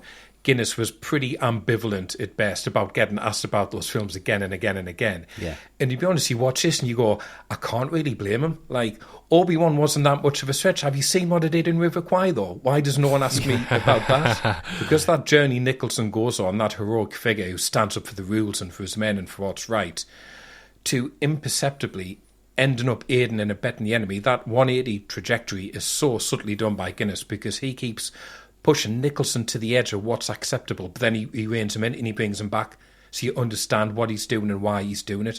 When they're talking about the bridge potentially lasting 600 years, and he goes, 600 years, imagine that. Yeah. I get where he's coming from. To leave a mark on the world like that, that's a really laudable dream, and it's all he's dreamt of, doing something for Britain to that level. That's what his life has been devoted to, and that obsession is ultimately what blinkers him to how he's crossed over the line by the end. So it's a fascinating character, just perfectly played by Guinness. Do you know why people don't talk about this enough? Because he makes it look easy. He does. He does make it look easy, yeah. Yeah. It just makes it look so easy. Yeah. It's ridiculous. So Nicholson was kind of based on some real-life people, which we'll talk about when we talk the writing, but a bit like David Lean's director, Alec Guinness is now synonymous with the film, but it could have been different. Yeah. Lots of other big names were considered, approached, some said no to play Nicholson. Yeah. Yep. It was all madness, wasn't it, Matt? Certainly was, because when Spiegel bought the rights to the novel, first person he tried to cast as Nicholson was Spencer Tracy. Wow. But he'd read the book and thought he just wasn't right for the part, so turned it down. Right. Yeah, apparently he said the part must be played by an Englishman. Yeah, which had to be. Turned out all right, I think. It makes perfect sense. It does, yeah. And then Laurence Olivier was offered the part, but he turned it down to direct and co-star in The Prince and the Showgirl, and that's a rom-com starring Marilyn Monroe. Right. Love scenes with Marilyn or In the Jungle with Sam Spiegel and David Lean. Can't imagine that was too hard a choice, to be honest. Yeah. Not really a coin toss, that is it? And then when Lean came in as director, he approached James Mason, Noel Coward and Ralph Richardson, but they all said no. But the actor he really wanted was Charles Laughton, who he just worked with on Hobson's Choice, but that fell through because Columbia refused to insure Laughton for health reasons. All right. So apparently Lawton was massively overweight at the time. And Columbia's underwriters kind of went, this guy in the jungle for 8 months. Yeah. Absolutely no chance. Standing up in the sun. Nah, not happening. Does he look malnourished? No. Waffling down there, corned beef. Do you want some of this? That's straight in there. Boom. Chugging on the whiskey. Yes. And somebody that Lane didn't want as Nicholson was Alec Guinness because he thought he was too small. Sam Spiegel did want him though, so invited Guinness to dinner in London, and initially Guinness said no because he saw the novelist being anti-British, but he said by the end of the night they were discussing what kind of wig he should wear. Right, nice. He sounds like a right wheeler dealer, Spiegel, doesn't he? He does, massively. Yeah. Could sell umbrellas in the Sahara, Yeah, that guy. After Guinness arrived on location in Ceylon, they said the first thing David Lean said to him was to remind him that he wasn't the first choice. This is what I touched on earlier. First thing he said, you're not my first choice. So Guinness said he'd consider getting back on the plane and just leaving, but decided to stay. And I think that was a real motivation. I don't know if that's deliberate by Lean, but if it is, that's incredible direction. Yeah. Maybe it was, who knows, yeah. Yeah, you never know. You never know. In the absence of Charles Lawton. No one was wanted on this film, though. It's mad. Yeah. I guess the first choice, or the most obvious choice, isn't always the best choice sometimes. No, definitely not. No. And Guinness and Lean then went on to have a rocky relationship during filming because at the time Guinness was best known in Hollywood for Ealing comedies like The Lavender Hill Mob, The Man in the White Suit and The Lady Killers, and he apparently tried to inject some humour into his portrayal of Nicholson, but Lean told him to play everything straight. Yeah, there are some dark moments in there, though, for comedy, like we talked about, I think. Yeah. But yeah, Ealing slapstick, probably a bit for. Like Yeah, custard pie in the face. In Saito's face. Corned beef pie in the face. Falling over in the sun, then just getting back up. Brush yourself up. And Guinness and Lean would apparently row during the shoot. Guinness wanted Nicholson to be more sympathetic, and Lean said no, he should be a bore. Yeah, I get it from Guinness's point of view. I mean, Nicholson's totally. really well defined in the writing. Yeah. Maybe too much. He's like a cardboard cutout. Well, I think Guinness just brings so much to it beyond that. He does, absolutely. And in the middle of the shoot, Guinness told Lean he was concerned about his own performance and that Nicholson was coming off as anti-British. So Lean screened a rough cut of what they had to Guinness, his wife and his son. And he said the next day, Guinness said to him, we all think it's the best work I've ever done. Mint. Yeah, Lean said that at that screening. After the film finished, the Guinnesses all said thanks and then just got up and walked straight out. So we thought they all hated it. Right. It's classic British understatement. Yeah. The rows never stopped, however. The final scene Guinness shot was the scene at the end where Nicholson talks about his army career with Saito. Lean shot Guinness from behind, which Guinness complained about, and after the finish, Lean said, now you can all fuck off and go home, you English actors. Thank God I'm starting work tomorrow with an American. Brilliant. I mean, that does sound pretty anti-British, to be fair. It sounds like James Cameron. It really does. Guinness wanted to be shot in close-up, apparently, but Lean refused to and shot him from behind in that scene. Right. Yeah. Just shoot a close-up version of it and just lie. Just do it. Just appease him. Well, I've got the one I need, right? Do your close-up. There's no film in the camera. Just turn on it. Either way, no one need have worried. For his performance as Colonel Nicholson, Alec Guinness won the Oscar for Best Actor, beating out nominees like Marlon Brando, Anthony Quinn, and Charles Lawton. Oh, wow. Crazy. So the man who nobody wanted ends up winning the Academy Award. Not Alec Guinness' most famous role, maybe. That's probably something else. Yeah. But this, his finest work. I think Definitely so. is, yeah. He's most nuanced, definitely. So now the English actor has left, as Lean kind of put it, we can move on to the US star. Yeah. That's William Holden, who plays Commander, inverted commas, Shears. An American prisoner who's been in the camp long enough to work the system. We follow Shears as he escapes, lives it up in Ceylon, outrageous, before being recruited to blow up Nicholson's bridge, sacrificing himself on the mission. Yeah. He's a survivor. I mean, until the last 5 minutes. Well, yeah. Isn't he, Matt? Through most of it, yeah. Yeah, he is. Yeah, brilliant. How's William Holden as Shears? Just proper old school movie charisma here from William Holden. Yeah. Yeah. Like, he brings such a cynical streak to the film as she is, which contrasts Nicholson, who's all about the rules and discipline. And that introduction to him at the cemetery is so good when they're burying someone who's just died and he can barely remember the person's name and what his number was. Not out of disrespect, as he says, it's just he's been there so long, this is commonplace to him now. Yeah, he's like serial number 1, 2, 3, 4, 5, 6 or whatever it is, yeah. Exactly. And it takes like real charm to make that line work, not be like, oh, this guy's a dick. Yeah, yeah. You get where he's coming from. You get that he knows how to play the game. He knows how to get on the sick list. He knows it's pointless going up against Saito. When he's scared that Saito will shoot Nicholson and the officers, we are scared as well, because we know what this character, Shears, has seen, and that he doesn't overreact to anything. So he brings all that cynicism. He looks amazing.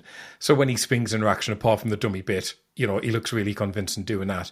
And for a pretty serious film, he does sprinkle in little bits of light relief here and there. I mean, we've been talking about when he's rescued and he's got the nurses draped all over him. It's like he's James Bond in there. Yeah. And one stays the night and Warden's like, who's she? Where's she come from? So Holden, he's just great in this, and he plays off Guinness really effectively. Yeah, I agree. I always like William Holden. I like him here as well. When he first shows up in the camp, he's like a bronze god compared to everyone else. Yeah. Been catching some rays, clearly. he's straight out of Jason and the Argonauts. He really is. Where Guinness looks every inch the suffering, resolute military man, Holden looks every inch the 50s Hollywood movie star. It's ridiculous, but he's great. Yeah. As a character, she is obviously there as the opposite kind of persona to Nicholson. Where Nicholson has his duty and code of honour, Shears doesn't want to live by any rules, certainly not military ones. That's personified in that monologue I mentioned when he tells Warden that he and Nicholson are living their lives the wrong way. But I also think he's there to kind of encapsulate another theme of the film, like the absurdity of war. Shears goes from escapee to deserter to action hero, which is crazy. And something he is constantly is the charmer. Yeah. Always got an eye for the ladies. When they're being guided through the jungle by the Thai girls, there's that shot where he's leaning against the tree. All the girls walk by him, and he looks every one of them up and down. Absolute sleazeball. And I think it's testament to Holden that he brings all these facets to Shear's character and executes all of them really well. Yeah. Yeah, I mean, you don't think he's a sleazeball either. You're just like, yeah, he's great. He's got them shampooed his hair in the river. 10 minutes. He is overshadowed by Guinness, maybe, but a really good 50s style movie star work for me. I love to watch him. Great, yeah. He's a great contrast Yeah. to Guinness, and they work really well off each other when they are on the same scene. It's just this absolute bitterness. I just love his outlook and how much he believes in it and being a good human being, and none of this fucking makes any sense. It is just absolute madness. He's just having a great time when he needs to have a great time. When he's walking through that whole camp in the school, the commando school, and he's just like, he's fine 1 minute, and then the jump on, he's like, I just want to get out of here, man, this is ridiculous. But just the madness of it, he just highlights every single bit of it, but he knows he's painted into a corner. That scene with him on the beach with the girl that he's found, and they just run into the water, it kind of takes me out the film a little bit, because I'm thinking, it's a great character moment, but Bill Holden must be having a great time shooting this. Well, it looks like it. This must feel like a wonderful time, and he just brings that. It is a wonderful time, and it's really, really good. And he spins that on the character. It's like, you should feel like he's a bit of a dick for leaving everyone behind, for being selfish, for looking after himself. But you're like, I don't want him to go back. I want him to just live his life. He deserves it. Like, he sees reality. And I think that was the voice of many people who went over in World War II and they saw the madness of it. Nobody wanted to be there. Yeah. Japanese didn't want to be there. British didn't want to be there. Americans didn't want to be there. There was 90% of the troops didn't want to be there. But you have Nicholson and you have Saito at the top of the billing, unfortunately. And that's what people listen to. But if you listen to Shears, World War II would have been over in about 20 minutes. Yeah. Let's kill Hitler, let's kill this. They're nuts, right? This is mental. Let's everybody just stop. Let's break this down. Yeah. Let's just run into the ocean and have a bit of a frolic. Right? That's what life's about. He is humanity to me. Yeah. He is the audience to me, and he's a great character, and he does deliver it. He's wonderful in this. So watchable. Yeah. Heartbreak at the end, but it's so wonderful. And Sam Spiegel wanted somebody with box office appeal to play Shears, and he'd worked with Humphrey Bogart on The African Queen in 1951, and that's who he initially wanted. Cole Foreman later said when he wrote the screenplay, Spiegel told him, write the part of Shears with Bogart in mind. But Bogart was already signed up to star in The Harder They Fall, so he couldn't do it. Yeah, the boxing film. That was Bogart's last ever role in a film, The Harder They Fall, just before he died, yeah. Wow. Oh, right. Yeah, right. And Spiegel then considered asking Cary Grant to play Shears, but he changed his mind when he realised in 1950 thriller he'd been in called Crisis. It had been a box office flop. Right. I can see Bogart and Grant in there, to be honest, but I do like Holden's cheeky charm. I wouldn't change it. I wouldn't change that for the world. No. Definitely not. So Bill Holden had served in the US Army during the Second World War and just won an Oscar for Stalag 17 and was the next person Spiegel went for. For playing Shears, Holden was paid $300,000 and given, wait for this, 10% of the box office profits as well as. Wow. Nice. And he's making some money off that. Yeah, Really is. done well. Yeah. Guinness later said that at the Oscars, where he won Best Actor, he said to Holden, I feel bad because I won the award, but you were the star. And Holden said, you keep the Oscar, I'll keep my 10%. Yeah, massive. Didn't Guinness go into that with that kind of attitude to Star Wars, though, and he talked about the merchandising? That's probably where he learned it from, yeah. Yeah, definitely. So no Oscars recognition for William Holden's performance in The Bridge on the River Kwai. He just won one in 1954 for Stalag 17, another POW film, so was never going to again, really. Yeah. But some movie star charisma from him here, and providing a nice counterpoint to Guinness and Nicholson. Oh, absolutely, yeah. Perfect. Chalk and cheese. The third and final member of the main cast we're going to talk about is Jack Hawkins, who plays Major Warden. Mm-hmm.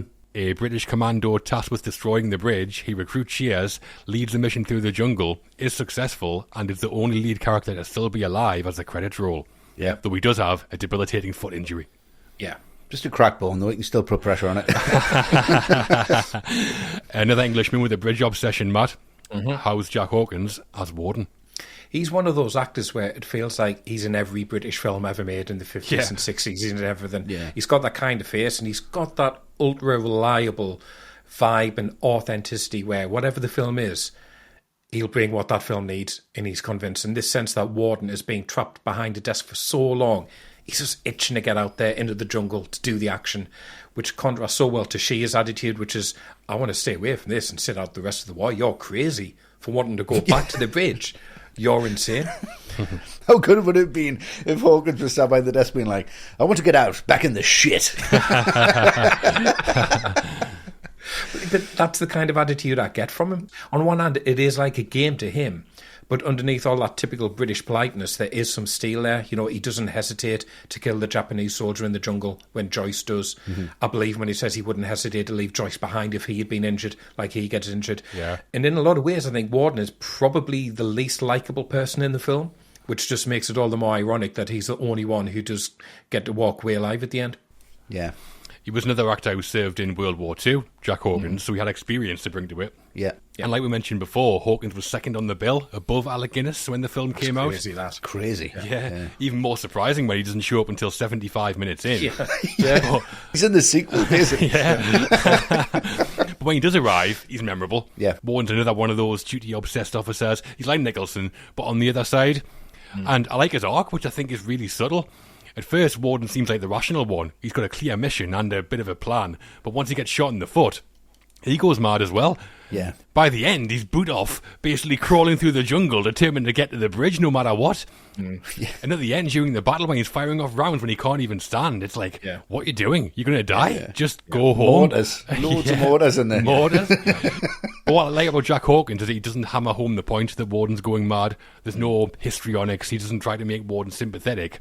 Oh. Another character who demonstrates the kind of blind, unthinking devotion to duty. And again, upstaged a bit by Guinness maybe, but a good supporting turn, I think. Yeah. I always knew Jack Hawkins from Zulu from when I was very, very young. Oh, of course, yeah. So I just expected him to be like standing up at the bridge. We're all going to die. Just firing mortars. Drunk out of his head. Yeah. Yeah, but I think he just makes it a lot more subtle. It's the same journey downwards. He's never going to recover from this. No. But the way he plays this is so refined. It's so gentlemanly. It's so British. Even like you just said, John, losing your mind, but I'm not going to make it obvious. Yeah. It is there. Like he just wanted to get into this and see the action and do something meaningful. He does something meaningful, but at what cost? Yeah. What do you believe in? Is it right? Is it true? And I honestly don't think his character believes that it is. And he kind of really doubts the war effort and the side he's on by the end of it. And really what is going on by the whole thing. He's read it on paper and now you see it through his eyes. And when he sees it and we see it, we think it's futile, it's pointless, it's violent. And he's part of it now, and his hands are dirty, and you really feel that from that character at the end of the film. But he does play it really refined here. A great character actor, and a great character for him to play. But the first person Lean wanted to play the part of Warden was John Gielgud. He turned it down, and he said that Warden was anybody's part and not meaty enough for him. Yeah. No one wanted to be in this film, did they? I'll do it. I'll be in it. Fine. Yeah, I mean, if you want a cast of distinguished British actors, then Gielgud's probably a decent shout. Yeah, it would have been a great show, yeah. No award recognition for Jack Hawkins for Kwai. For us, though, another strong performance showing the different faces of military obsession. Yeah, exactly. really He's solid. just sitting on a beach with his 10%. So that is our principal cast. Alec Guinness giving the performance of his career as Nicholson, William Holding providing the voice of laid-back pragmatism as Shears, and Jack Hawkins showing yet another version of duty-driven madness. Yep. 3 different approaches to war, all ending up in the same place, that damn bridge. Yep. But some good work all round. Great work. Amazing that all these guys are in the same film, let's be honest. The middle. Heading into the middle act of the bridge on the River Kwai, and Lean finally gets his 2 main storylines running in parallel. We'll be talking about the command mission through the jungle, but first, we've got some teams to put together, don't we? Mm-hmm. We do. So Nicholson's out of the oven, and in the U-turn to end all U-turns, he agrees to build Saito's bridge after all that. Meanwhile, Shears is still living it up with the ladies, now in Ceylon, when Major Warden shows up to spoil the fun and recruit him for a mission to destroy that very same bridge. Yeah. 2 teams, 2 opposite objectives, Westy. Yeah. How does it go for you? Well, I'll go for the first one, in that Nicholson's U-turn on this, and he inspects the bridge, he gets everyone's feedback on it, and he has this incredible Teams meeting with everybody before Teams meetings, and he's so in charge of it, but the way he signs it off is just so fucking brilliant. When he's like, we have wasted a month. And I wasn't to blame, so in your face. Just this guy who's just pummeling home that he's right all the time. The placement's wrong. They're getting it all wrong. This might be impossible. He knows what's at stake and he's got no empathy whatsoever towards Saito. It's like getting a contractor in, like, mate, my kids are freezing. I need a new roof. Can you get it done? Well, we are the best, but, you could have got to a month ago, so in your face. And there's a real question of trust here. Like, can Saito, trust him? He's telling him to move the bridge completely. Mm-hmm. Yeah. He blames the Japanese for the men's conduct when they're walking around. Yeah. They're unruly. They don't know what they're doing. It's their fault, but it's not. It's your men. They should be following the code as you do. And it's really great how that comes across. And then just sat there, goodbye, have a cup of tea, obviously, getting the stuff here. Yeah. And it's 400 yards downstream, and he's talking about working his own men 30% harder. Yeah. And it's so well played, because Saito's just absolutely fucking furious throughout all this. And it's just come have a tea, and he just shouts out the window, and someone else shouts it, and he's like, shall I have dinner brought here? And he shouts it out the window, and shouts at someone else. And he's like, will you please just get on with it? But it's just Nicholson lording himself over everything here. Yeah. You take charge of that, and you take charge of that, and you do this, and you do that. Right, are we on the same page? Thank you very much. I've spent some time in the hot box, but you're going to have to kill yourself if this doesn't work. See you later, mate. Bye. And that's not my fault. But I just love that there's that little undertone of, can Saito trust him? Can he trust what he's saying? Yeah. And you know that Guinness, should he be trusted? Should he not? And he plays that right to the end. But it's this scene that really highlights it for me. Yeah, I think this is where it all starts to kind of go wrong for Nicholson a bit. I like how he's inspecting Saito's bridge and he's just like, this is rubbish. He's so appalled by the shoddy craftsmanship that he just abandons all those principles. So, massive change of heart, but I kind of buy it. He decides to build the bridge out of a sense of pride in achieving something with the men and in showing British superiority. I mean, it's a mad motivation for a character in a mainstream film, building the best bridge in Burma, but it works. Yeah. The bridge works as a symbol of obsession and of hope and of duty, all kind of rolled into one. I think it's really excellent. It's almost like, what else are we going to do? Yeah, exactly. Yeah. But what I find kind of fascinating is Nicholson, after construction starts, he could talk for England, loves the sound of his own voice, but the things he says are really revealing. He's like, we can teach these barbarians a lesson in Western methods, we'll put them to shame. So that's what it's about, showing them what's what, really. And we get that wide shot of the bridge after the start on it, panning down the whole thing to the river. Massive that. It shows us not just the scale of the bridge, but the scale of Nicholson's obsession as it starts to grow. Great. Yeah. He's building a monument to the British, but it's for the enemy, which is messed up, and it messes him right up, obviously.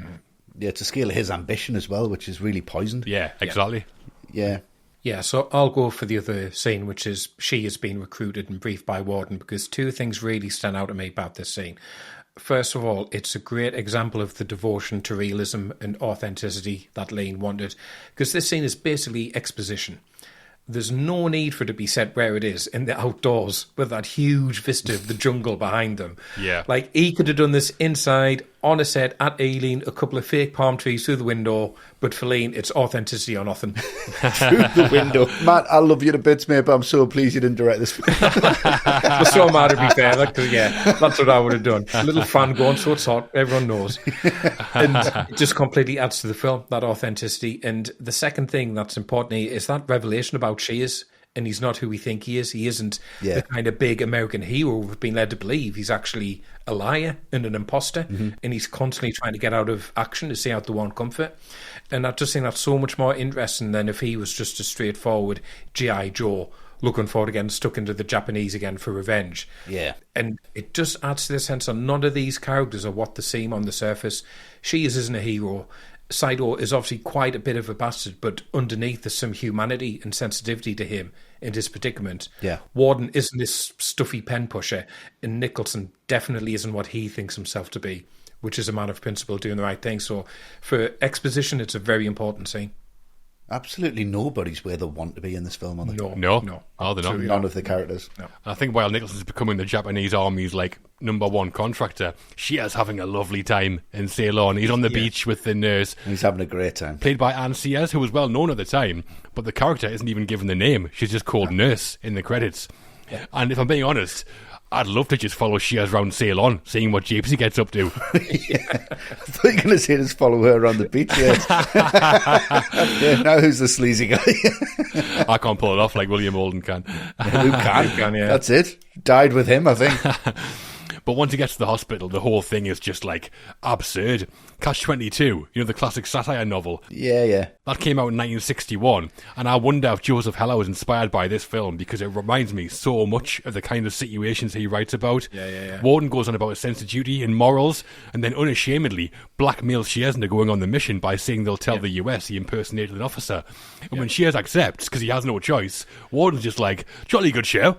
Yep. Yeah, massively. I've got your file here if you'd like to read it. He's like, oh, for fuck's sake, you've got everything. And all these military types treating a suicide mission like it's a jolly adventure. Yeah. Hilarious when he's being briefed by Warden and Major Reeves about jumping into enemy territory. And she has it all sarcastic like, with or without a parachute. And they're all laughing it right up. It's outrageous. He's really serious. Yeah. He's like, yeah, seriously. But the way both storylines are showing us the same kind of like insanity, but from different sides, I think the writing is really good. Yeah. So the hospital you just mentioned there, John, in the film was the Mount Lavinia Hospital in Colombo in Ceylon.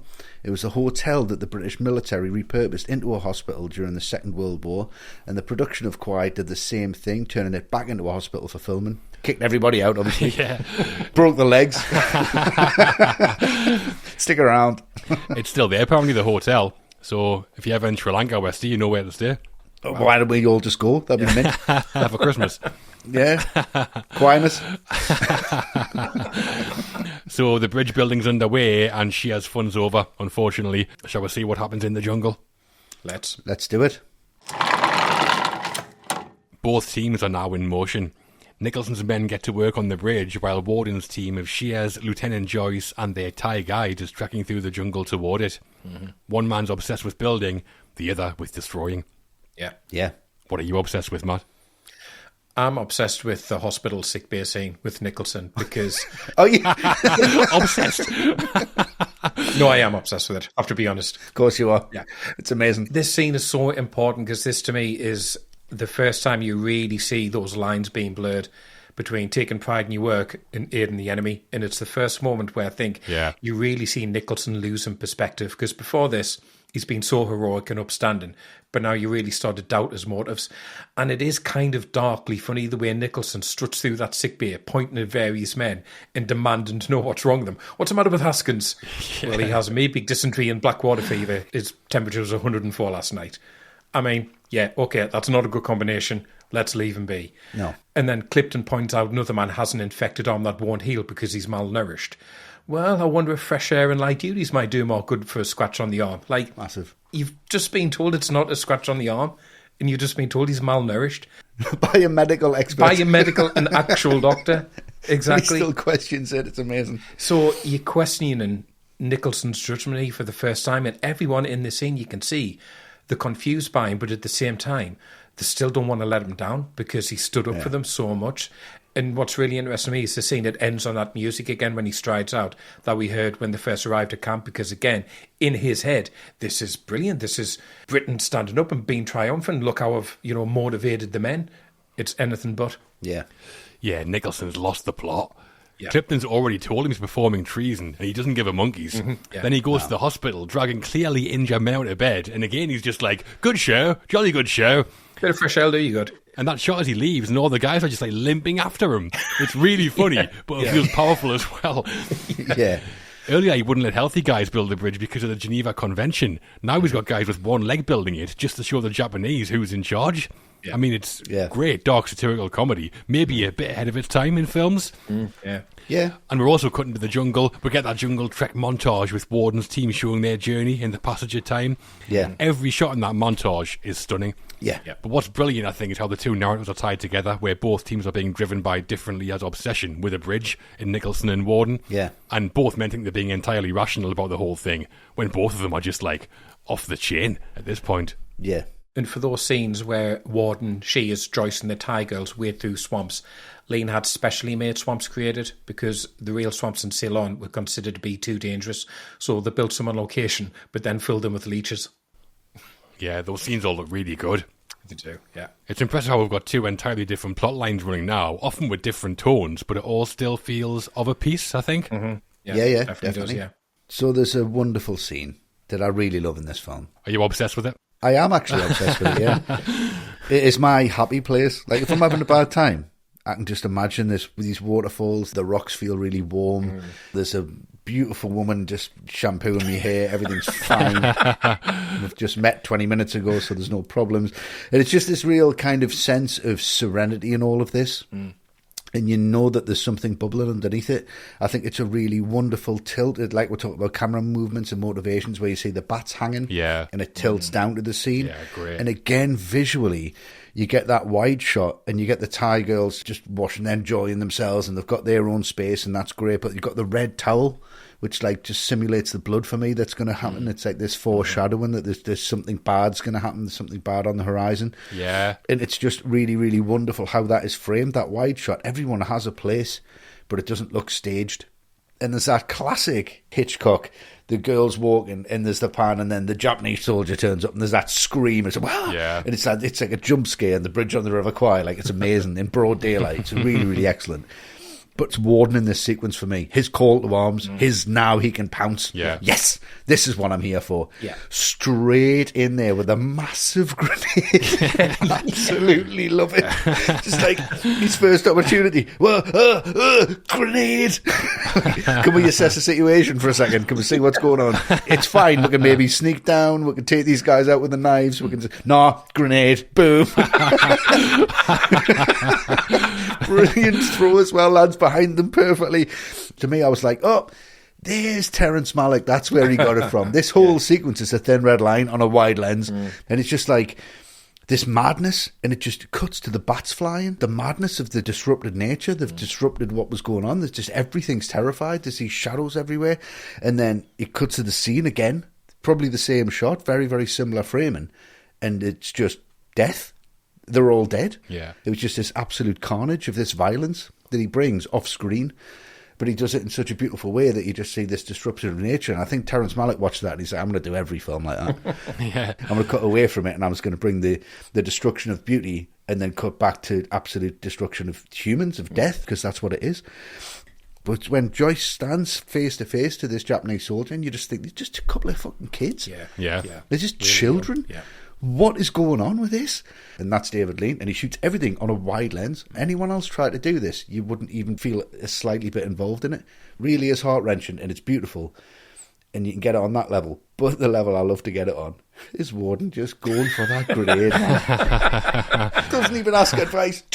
Boom! I fucking love it. But yeah, it's wonderful. That's wonderful. It's wonderful. It's a great scene.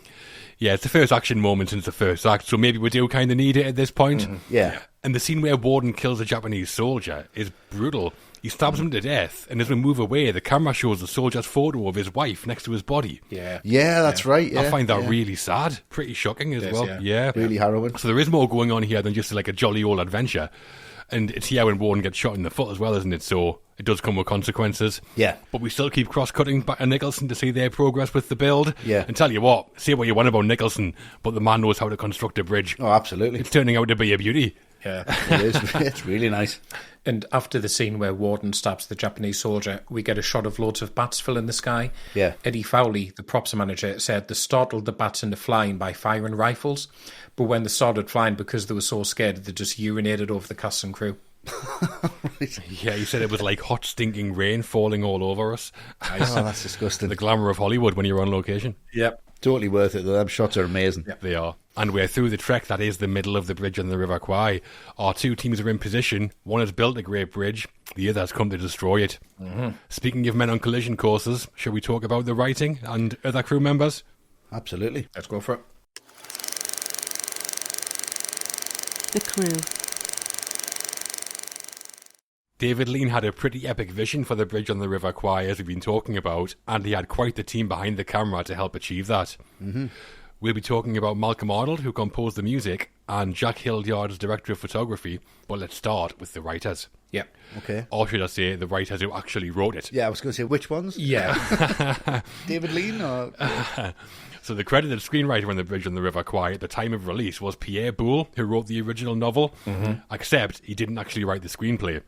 We'll talk about that more shortly, but the real screenplay writers were Carl Foreman and Michael Wilson, both established Hollywood writers. Foreman had written 17 films before this, including Western classic High Noon, no less. Right. That's why I bought it on DVD, same time.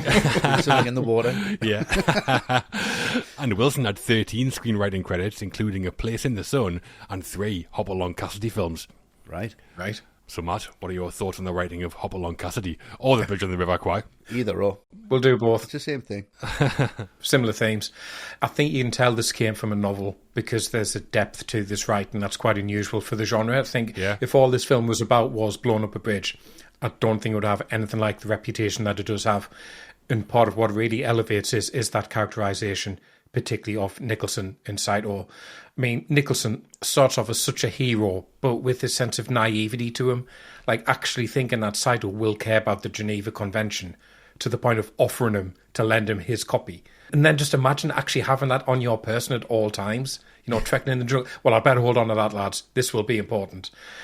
And that adherence to the rules, though, that's what makes him a hero to the men when he's put in the oven and the cheering, when he finally makes Saito relent and they're saying he's a jolly good fellow. Yeah. But then the way that the stubbornness and the pride plays out and develops into something else that gets called out. But the writing is so good that it always pulls it back at the same time. Like when Clipton first brings it up to Nicholson, that what they're doing and what he's doing could be seen as collaboration. Nicholson comes back with a really good point. Well, if you were operating on Saito, wouldn't you operate to the best of your ability? And that's a great argument because, of course, Clipton would. He wouldn't sabotage that. Yeah. So you can't say anything against that. It's the same principle. Mm-hmm. So right up until the end, the writing is what keeps Nicholson so ambiguous in terms of his argument for what he believes in and for what he's doing is right. And it's the same for Saito. He could have been just a very cliched villain, but it gives him these moments of humanity where you actually empathise with him a little bit. Like when he's sobbing after he finally relents in Nicholson's stubbornness, you do feel for him just a little bit. Yeah. So I think the character writing in this is exemplary and it just jumps off the page and right onto the screen. I agree, it does. I mean, to start, I would have bet my bottom dollar that the first time we talked about Pierre Boulle on this podcast would have been Planet of the Apes. Oh, yeah, of course, yeah. Which is also based on one of his books. Yeah. But no, so well done, Matt. Straight in with the murky war epic. Classic. But yeah, Carl Foreman and Michael Wilson here, adapting a successful novel, obviously. And I've not read the book, The Bridge on the River Kwai, but I have seen the film, and I think the writing is very, very good. Yeah. 2 very different storylines like we talked about, one drama, one kind of action. And I think they weave them together pretty expertly. Lean does that by managing the tone, and Foreman and Wilson do it by reflecting the themes across both narratives. Yeah. This idea of duty and obsession, driving men to madness that we've been talking about, it's there in both storylines. Yeah. Nicholson builds the perfect bridge for the enemy because of his principles. Warden pushes his injured body through the jungle because of his mission. Both of them act in ways that make no sense, really, because of duty. And the fact that the 2 storylines don't come together until the climax is a brave choice, but a great one, I think. Yeah. It still works because they keep drawing these thematic parallels between the 2 plots. I would say the pacing's unusual. like we said, we spend over an hour with Nicholson before we even meet Warden and Shears properly. Yeah. And after being such a strong antagonist in the first act, Saito fades away into nothingness as a character. He doesn't even speak during the climax, following Nicholson round the riverbed like a mute. And in the Shears and Warden plot, I think you can tell this was written 2 or 3 decades before Hollywood really mastered action movie writing. Yeah. I wouldn't call those segments thrilling action film writing. It's not Mad Max Fury Road, is it? Not at all. No. Nicholson with a flaming guitar. Love that. But overall, the writing is excellent. For the reasons I mentioned, I think it's intelligent, I think it's thoughtful, it's layered. I think it's a really elegant piece of screenwriting on the whole. Yeah, it is. That's a good word for it, yeah. It is elegant, but the thing that strikes me about this is that this is almost 3 hours long. Yeah. Does it need to be? Kind of. Probably not, no, Probably yeah. not. It does work on all of them themes, but it flies over because you are so engaged in the characters, and it's like Matt said, it's the character writing here, and the dialogue is of the time. The dialogue is believable. There is this difference in each of their delivery and each of their dialogue and what each of them believe. There's 3 different beliefs throughout the whole film, and they intertwine beautifully. But what people miss about this film and the way it was marketed and the way it was shot and the way it's actually put forward is this is a film about an inanimate object. The bridge is the antagonist.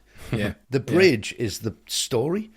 This could have been 6 hours long, but you know the bridge is going to get destroyed, but it's how it's going to get destroyed. Yeah. What's going to happen to this thing, and it's always working towards that thing. And the bridge, as a character, stands there in the background, and it looms so big, which is why it had to be built for real, I think, for the audience to see this.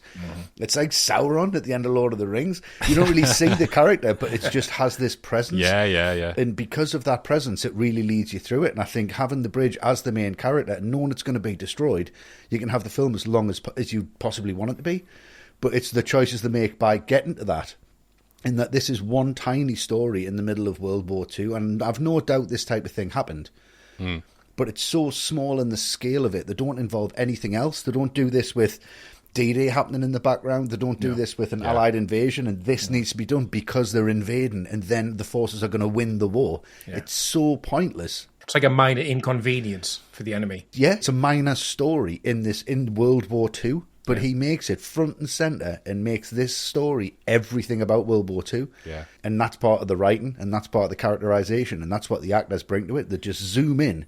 It reminds me of the end of The Burbs, where it comes out and it's like, there's planet Earth. But you've been concentrating on this cul-de-sac. It just zooms out and it's like, that was World War II, and we've just been looking at this 3.5 hours, and it seems so big. And I think that is down to the writing, characterisation, the way they play you through that story, and that everything that you do in life, no matter how small you think it is, does have a big impact on the bigger picture. But you're just so zoomed into this. It speaks volumes, and then the volume's turned right down at the end, and you don't even hear it anymore. It's brilliant, brilliantly done. The Burbs on the River Kwai. You've been trying to say that for the last 10 minutes. I have. So Pierre Boulle's novel, The Bridge on the River Kwai, was published in 1952. Yeah. He based it on his own experiences as a prisoner of war in Hanoi and Saigon in World War II. Yeah. He wasn't involved in the building of a bridge, but based it on the real-life building of the Burma Railway in like 1942-43. Right. For which the Japanese really did use Allied prisoners as labour. Yeah. Apparently about 100,000 people died building the Burma Railway, Wow. which is absolutely crazy. That's insane. And the first person Sam Spiegel hired to adapt Boole's book was Cole Foreman, mainly because of his writing on High Noon. But when Lean came in, he didn't like the script. So Spiegel hired another writer called Calder Willingham to have a crack, but Lean didn't like that either. So Spiegel then hired Michael Wilson, who had just won an Oscar for A Place in the Sun. Right. Yeah, tragic love story with Liz Taylor, A Place in the Sun. Yeah. And speaking of beauties, Ansia's nurse wasn't in the book. Right. She was added at the request of the studio because it said one of the characters needed the love interest. Yes. So obviously that had to be Shears. Yeah. Obviously. I thought you were going to say at the request of William Holden. You wouldn't do it unless they added that in. Absolutely. They said there was no white women in the film, like we need to rectify this immediately. Right, exactly, yeah. So like we said earlier, Pierre Boulle received credit for writing the screenplay when the film came out, even though he didn't write it whatsoever. The real writers, Michael Wilson and Carl Foreman, had been blacklisted in Hollywood after being accused of communism in the McCarthy witch hunt. That meant they couldn't be credited at all as writers. Yeah, apparently they fled to the UK in the middle of writing the film so they could finish it. Right. Wow. And Sam Spiegel had to credit someone as the writer, so the obvious choice was Pierre Boulle. Right. Right. I'm surprised he didn't just choose himself, to be honest. A picture by Sam Spiegel. Yeah, huge.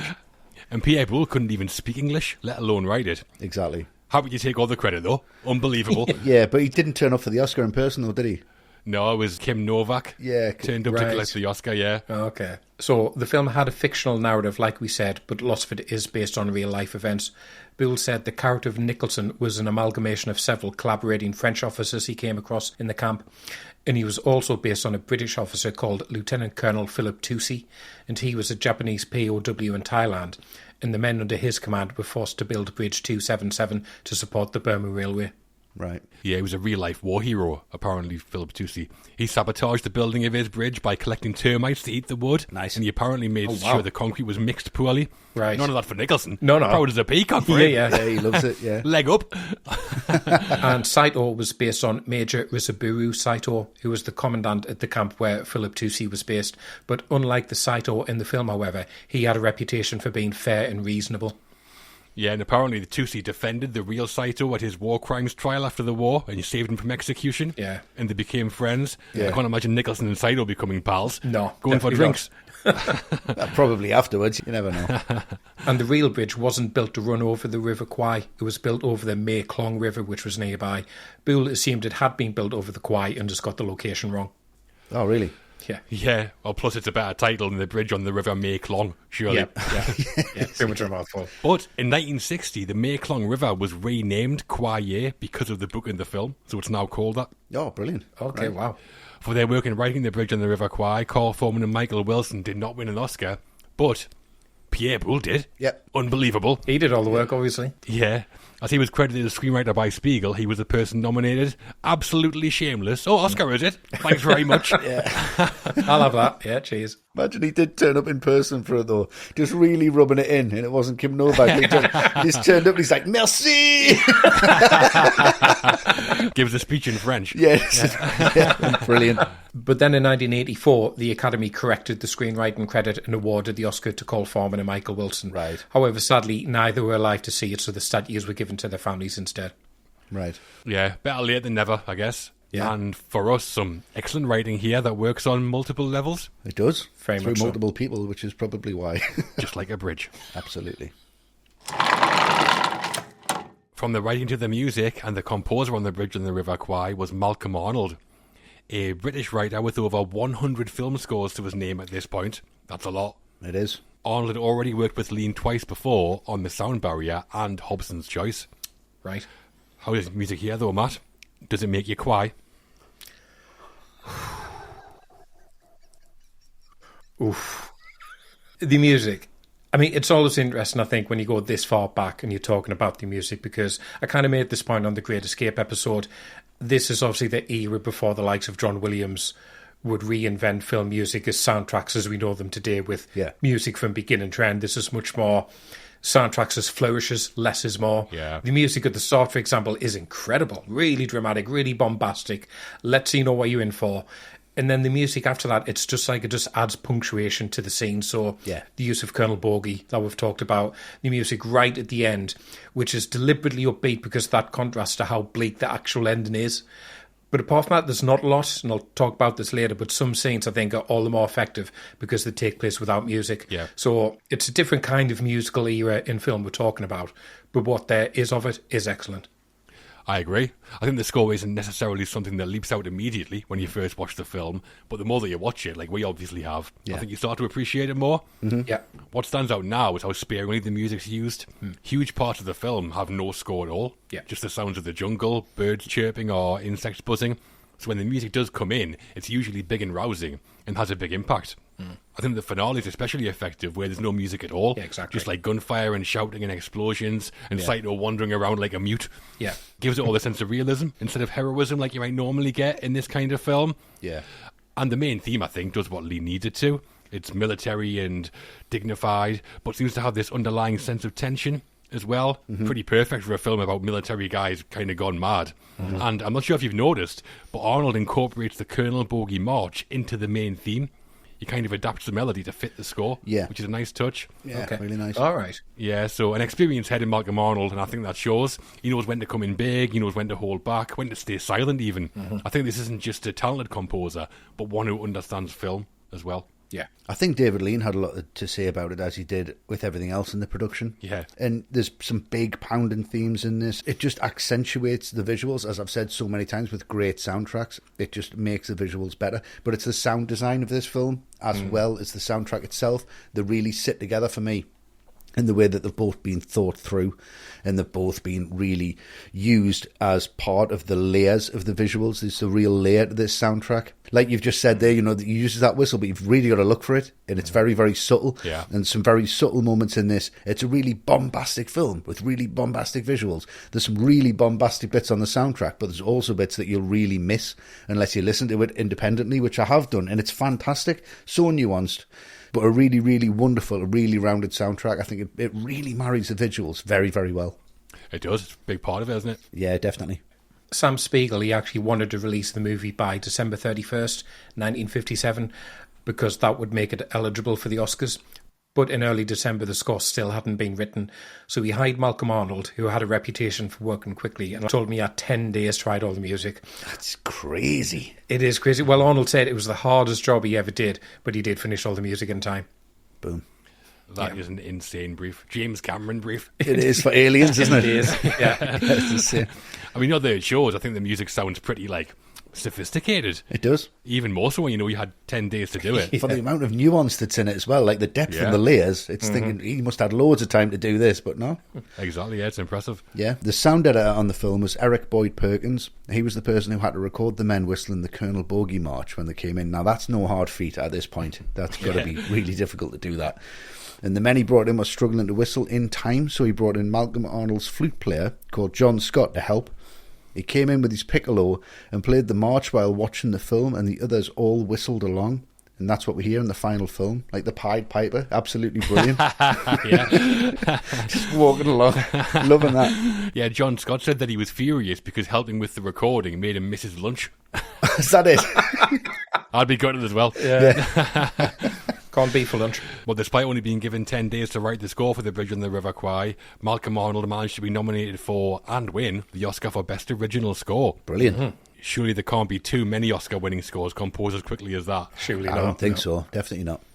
And for us, a sparing score, but pretty expertly judged. Yes, wonderful. Now let's talk about the man who was responsible for capturing the Burmese jungle on the screen. That's Director of Photography, Jack Hildyard. Yeah. Like Malcolm Arnold, he'd already worked with Lean on The Sound Barrier and Hobson's Choice, Yep. which is why Lean brought him in here. A bit different filming in Ceylon, though, Westy. Absolutely. How does Jack Hildyard's work hold up? I mean, his patience held up. Let's be perfectly honest. That's the first thing. I mean, this was shot on the Mitchell BNC, which was the Mitchell Blimp noiseless camera, which was invented so there wasn't any noise on set, which was famously used in Citizen Kane. Wow. It was invented in 1934. Right. Big camera. Metal construction. Heavy as hell. Really heavy. It's like shooting IMAX now, I guess, back in there, and putting that through the jungle and going through everything else and making sure it worked and was... Yeah, it's just an incredible task, an incredible feat. A lot of this is David Lean, as I've mentioned before, kind of shooting on a 16mm, framing it up himself, taking the crew with him. But Jack Hildyard's work on this, I mean, shooting this anamorphic as well, which for anyone who doesn't know, basically what would happen is this is going to be in CinemaScope, which is 70mm when it's projected. So it's shot in 35mm film, but it's shot in anamorphic lenses, so it squashes the frame Right. Yeah, right. through an anamorphic lens. And then when it's projected through a different lens, which stretches it to fill that full widescreen CinemaScope, and that's where CinemaScope came from. It's kind of one of the earliest films to be shot anamorphic as well. So he's really, really finding his feet here and does some incredible work. I mean, just the framing of this film, just the composition by itself Yeah. is incredible. For a war film, the camera doesn't really move. Yeah. It's the composition. You could just put all of the frames of this film next to each other, walk around a room and look at it, and it'll tell the story. Incredible, incredible work. And for somebody to achieve David Lean's vision on his step towards Lawrence of Arabia Yeah. from smaller films, Hildyard needs massive kudos for this, massive credit for this. Like I say, his patience stays intact because I'm sure Lean absolutely dragged him through every conceivable nightmare to make this film happen. And he did it so beautifully that the look of this film cannot be debated. It cannot be, because without this, you haven't got Lawrence of Arabia. Without Lawrence of Arabia, you haven't got 2001. It starts stepping up from this, and somebody had to do it. And that person who did it was David Lean. But the person who should have taken a little bit more of the credit was Jack Hildyard. And nobody talks about him enough, and they really should, because he fucking pulls it off here. I agree. Jack Hildyard, Jumping Jack Flash. Yeah. What he does here is incredible. And when you consider they're shooting entirely on location in a Ceylon jungle with 50s equipment, like you're saying, Westy, it's even more impressive how it still holds up. 30s equipment, 1934 this camera came out. Yeah, exactly, yeah. Ridiculous. I love how he frames the characters. There's a shot in the first act when Nicholson leaves the hut after he's been talking to Shears and the men. Yeah. He walks away but stays centred in the door frame in the background. Yeah. Like a classic way of showing us when someone's like trapped or confined. And Nicholson is by his own like rigid thinking. But I think it's the landscape shots that I love most. So many moments where we see these tiny human figures set against a backdrop of like the massive jungle or mountains. There's a shot when we were on the jungle trek with Warden and his team. He's lagging miles behind because he's injured. He's in the front of the frame with one of the Thai girls. In the distance, we can see the rest of his party climbing the mountain. Yeah. What a shot that is. Yeah. Hang it in the Louvre, that. Yeah, I mean, there's so many shots I could talk about, but just look at how much depth there is to these frames. Yeah. How much is in the foreground and not lit and out of focus. Yeah. Saito steps out, and in between his legs is Nicholson, stood Yeah, with attention. Sergio Leone shot. It's just incredible. yeah. It's just you've got all of this foreground stuff happening, and everybody's frame within a frame within a frame in the background. Watch this film again at any point. Just pause it and look at it and go, Yeah. there's foreground, there's midground, there's background, there's depth to this frame. Yeah. It's so well done. The depth's unbelievable. It's difficult to look past Lawrence of Arabia as David Lean's most stunning looking film, probably, but Kwai's definitely a forerunner of that. Oh, absolutely. You can see him building up to it, and he's relying hugely on Jack Hildyard to do it. Yeah. To me, it was striking that Hildyard didn't come back for Lawrence of Arabia, which was Freddie Young, obviously. But I mean, his work here really sets the... He's made Freddie Young's life a little bit easier by going, this is a bit of a blueprint. Yeah. Maybe come up with some cool transitions, and we're pretty much there. Yeah. I mean, by no means am I bringing down Freddie Young's work there at all, 'cause, I mean, he's incredible as well. But he sets some perimeters here. It just boggles my mind, the challenges of shooting this on location, the heat, the terrain, changeable weather conditions. None of those are conducive to a comfortable shoot. Yeah. So the fact that they did do it, and they've pulled it off to a degree where everything is seamlessly put together. There's no actual sense of stress in how this film looks, which I find quite remarkable. They've made it look easy, which we keep saying. They make this look easy, and it was surely anything but. I mean, you're obviously shooting these locations. Of course, it's going to look incredible in those vast landscapes or staggering. But the shooting in water, there's so many potential pitfalls, and it clears them all. And they don't just rely on the location doing the work for them. There's that incredible shot where the camera is looking up at Nicholson as he's standing in the heat with the sun blazing above him. So Yeah. it's something where the more you think about it, the more impressive it is what they've done here. Yeah, the crew don't look like they're struggling at all. No, they don't. Everyone in front of the camera is really struggling, where the crew look like they're in a lovely tent just having a great time. This is perfect. Yeah, it is crazy. So getting into some of Jack Hildyard's work and what he went to in this is just incredible. He went to some lengths to capture the kind of visuals we're talking about here. So to film the scene when the paratroopers jump from the plane, Hildyard strapped himself to the wing of the plane. We're talking about Tom Cruise. I'm talking about Jack Hildyard. Every single step of the way. Strapped himself to the wing of the plane and shot the jump himself with a handheld 16mm camera. Unbelievable. He is Jumping Jack Flash. He is. One of the paratroopers dies in that jump as well, doesn't he? Yeah? Yeah. Probably he's one of the cameramen. Yeah. Just film it. Probably Hildyard's why he didn't come back for Lawrence of Arabia. We've cracked it. Yeah, Spielberg's like, just fake he's dead, it's fine. And David Lean had a reputation for being a bit of a taskmaster and a perfectionist. The crew had to go through difficult conditions in the shoot, like personally lugging heavy 1930s camera equipment around the jungle for hours on end. And there was a famous myth about Kwai that Lean made the crew trek 150 miles to just get one shot he wanted for the film. However, it isn't true, and Lean said if he did do something like that, he'd have been out of a job. Out of a job, yeah, I've seen that interview. It's amazing, that interview as well. Yeah, it's great, yeah. Yeah. That shot in question comes towards the end when Saito and Nicholson are on the finished bridge. Saito comes over and goes, beautiful, and we're cut to the sun Right. setting over the mountains. Yes. It's like 3 seconds or something, and people were like, you made them walk 150 miles for that one shot, which even he's not that mad. No. It's Fincher-esque, or Kubrick maybe. For his work on The Bridge on the River Kwai, Jack Hildyard won the Oscar for Best Cinematography. Good. Beating out In A Fair to Remember, Funny Face and Peyton Place. And he went on to be a founding member of the BSC, the British Society of Cinematographers. So a significant career. Legend. Absolutely, definitely. And for us, a well-deserved Oscar for what he did here, I think. Oh, incredible work. And he did the Wild Geese. Brilliant. Yeah. So that is the crew behind The Bridge, and it's a notable one. We've got Carl Foreman and Michael Wilson crafting a complex screenplay they couldn't put their names on, Malcolm Arnold writing an Oscar-winning score in 10 days flat, and Jack Hildyard risking life and limb to capture some stunning vistas. No wonder, really, the film looks and sounds as good as it does. Yeah. Absolutely. The end. The final act of The Bridge on the River Kwai sees our two major storylines come crashing together. The climactic battle on the bridge where Nicholson discovers the explosives is coming up. But first, we're going to see how both sides get ready for what's about to go down. Mm-hmm. We are. So, nightfall at the bridge, and Warden and Shear's commando team are in position, while Nicholson throws a party to celebrate his bridge. He loves that bridge. He really does. The commandos float down river to plant their explosives. Two very different preparations for what will be a pretty eventful morning. Yeah. So, time to light the fuse, Westy, as you love to do. Yeah. How's it all looking for you? I mean, when they float down and they start to set the charge, there's a great sense of peril here. Yeah. There's a real slow moving, he's really building it, and there's just these layers to everything that's going on. And it's just intercut with this wonderful song and dance routine, which is like Tropic Thunder. You know, it's ripped that off massively. And it's played through and through but it's just wonderful to see Nicholson laughing at that point. Yeah. Again, this is shot day for night, which you can really tell. Yeah. I mean, the sunlight's bouncing off the river, for God's sake. It's not like moonlight. It is fucking golden. Maybe desaturated slightly, but I mean, at the time, it would have just been, this looks great, fantastic, roll with it. Yeah. But you've got that peril. And again, we're talking about camera motivations and camera movements.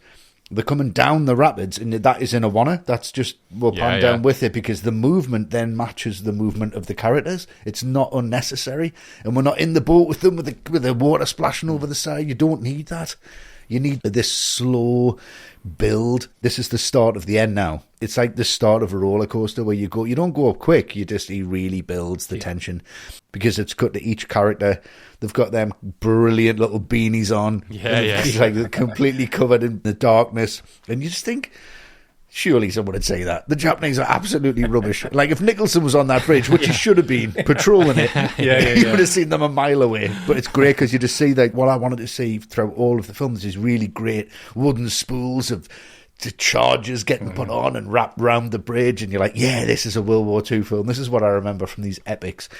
But it's just the build of tension, that slow build of tension of them moving down the river, attacking this bridge, which everyone's now proud of. There's a model that's built behind him. Again, exact model. Who's done that? Who's had the time to do that? Are they not just so busy? It's an impossible task to build the actual bridge. But get someone on this, because we're doing a song and dance thing, so we need a little model behind them. Let's do that. Who the fuck's in charge of that? But at the same time, Lean should have seen that and went, well, if we just blow that up, we're going to save ourselves a substantial amount of money. Get a train set and just put it across it, blow that up. But yeah, this is just the start of the end, the build of the tension. Let's see where it goes. But you've always got this element of doubt. Your heart starts to sink at this point. You think, this isn't going to go well. No, it doesn't. For most of them.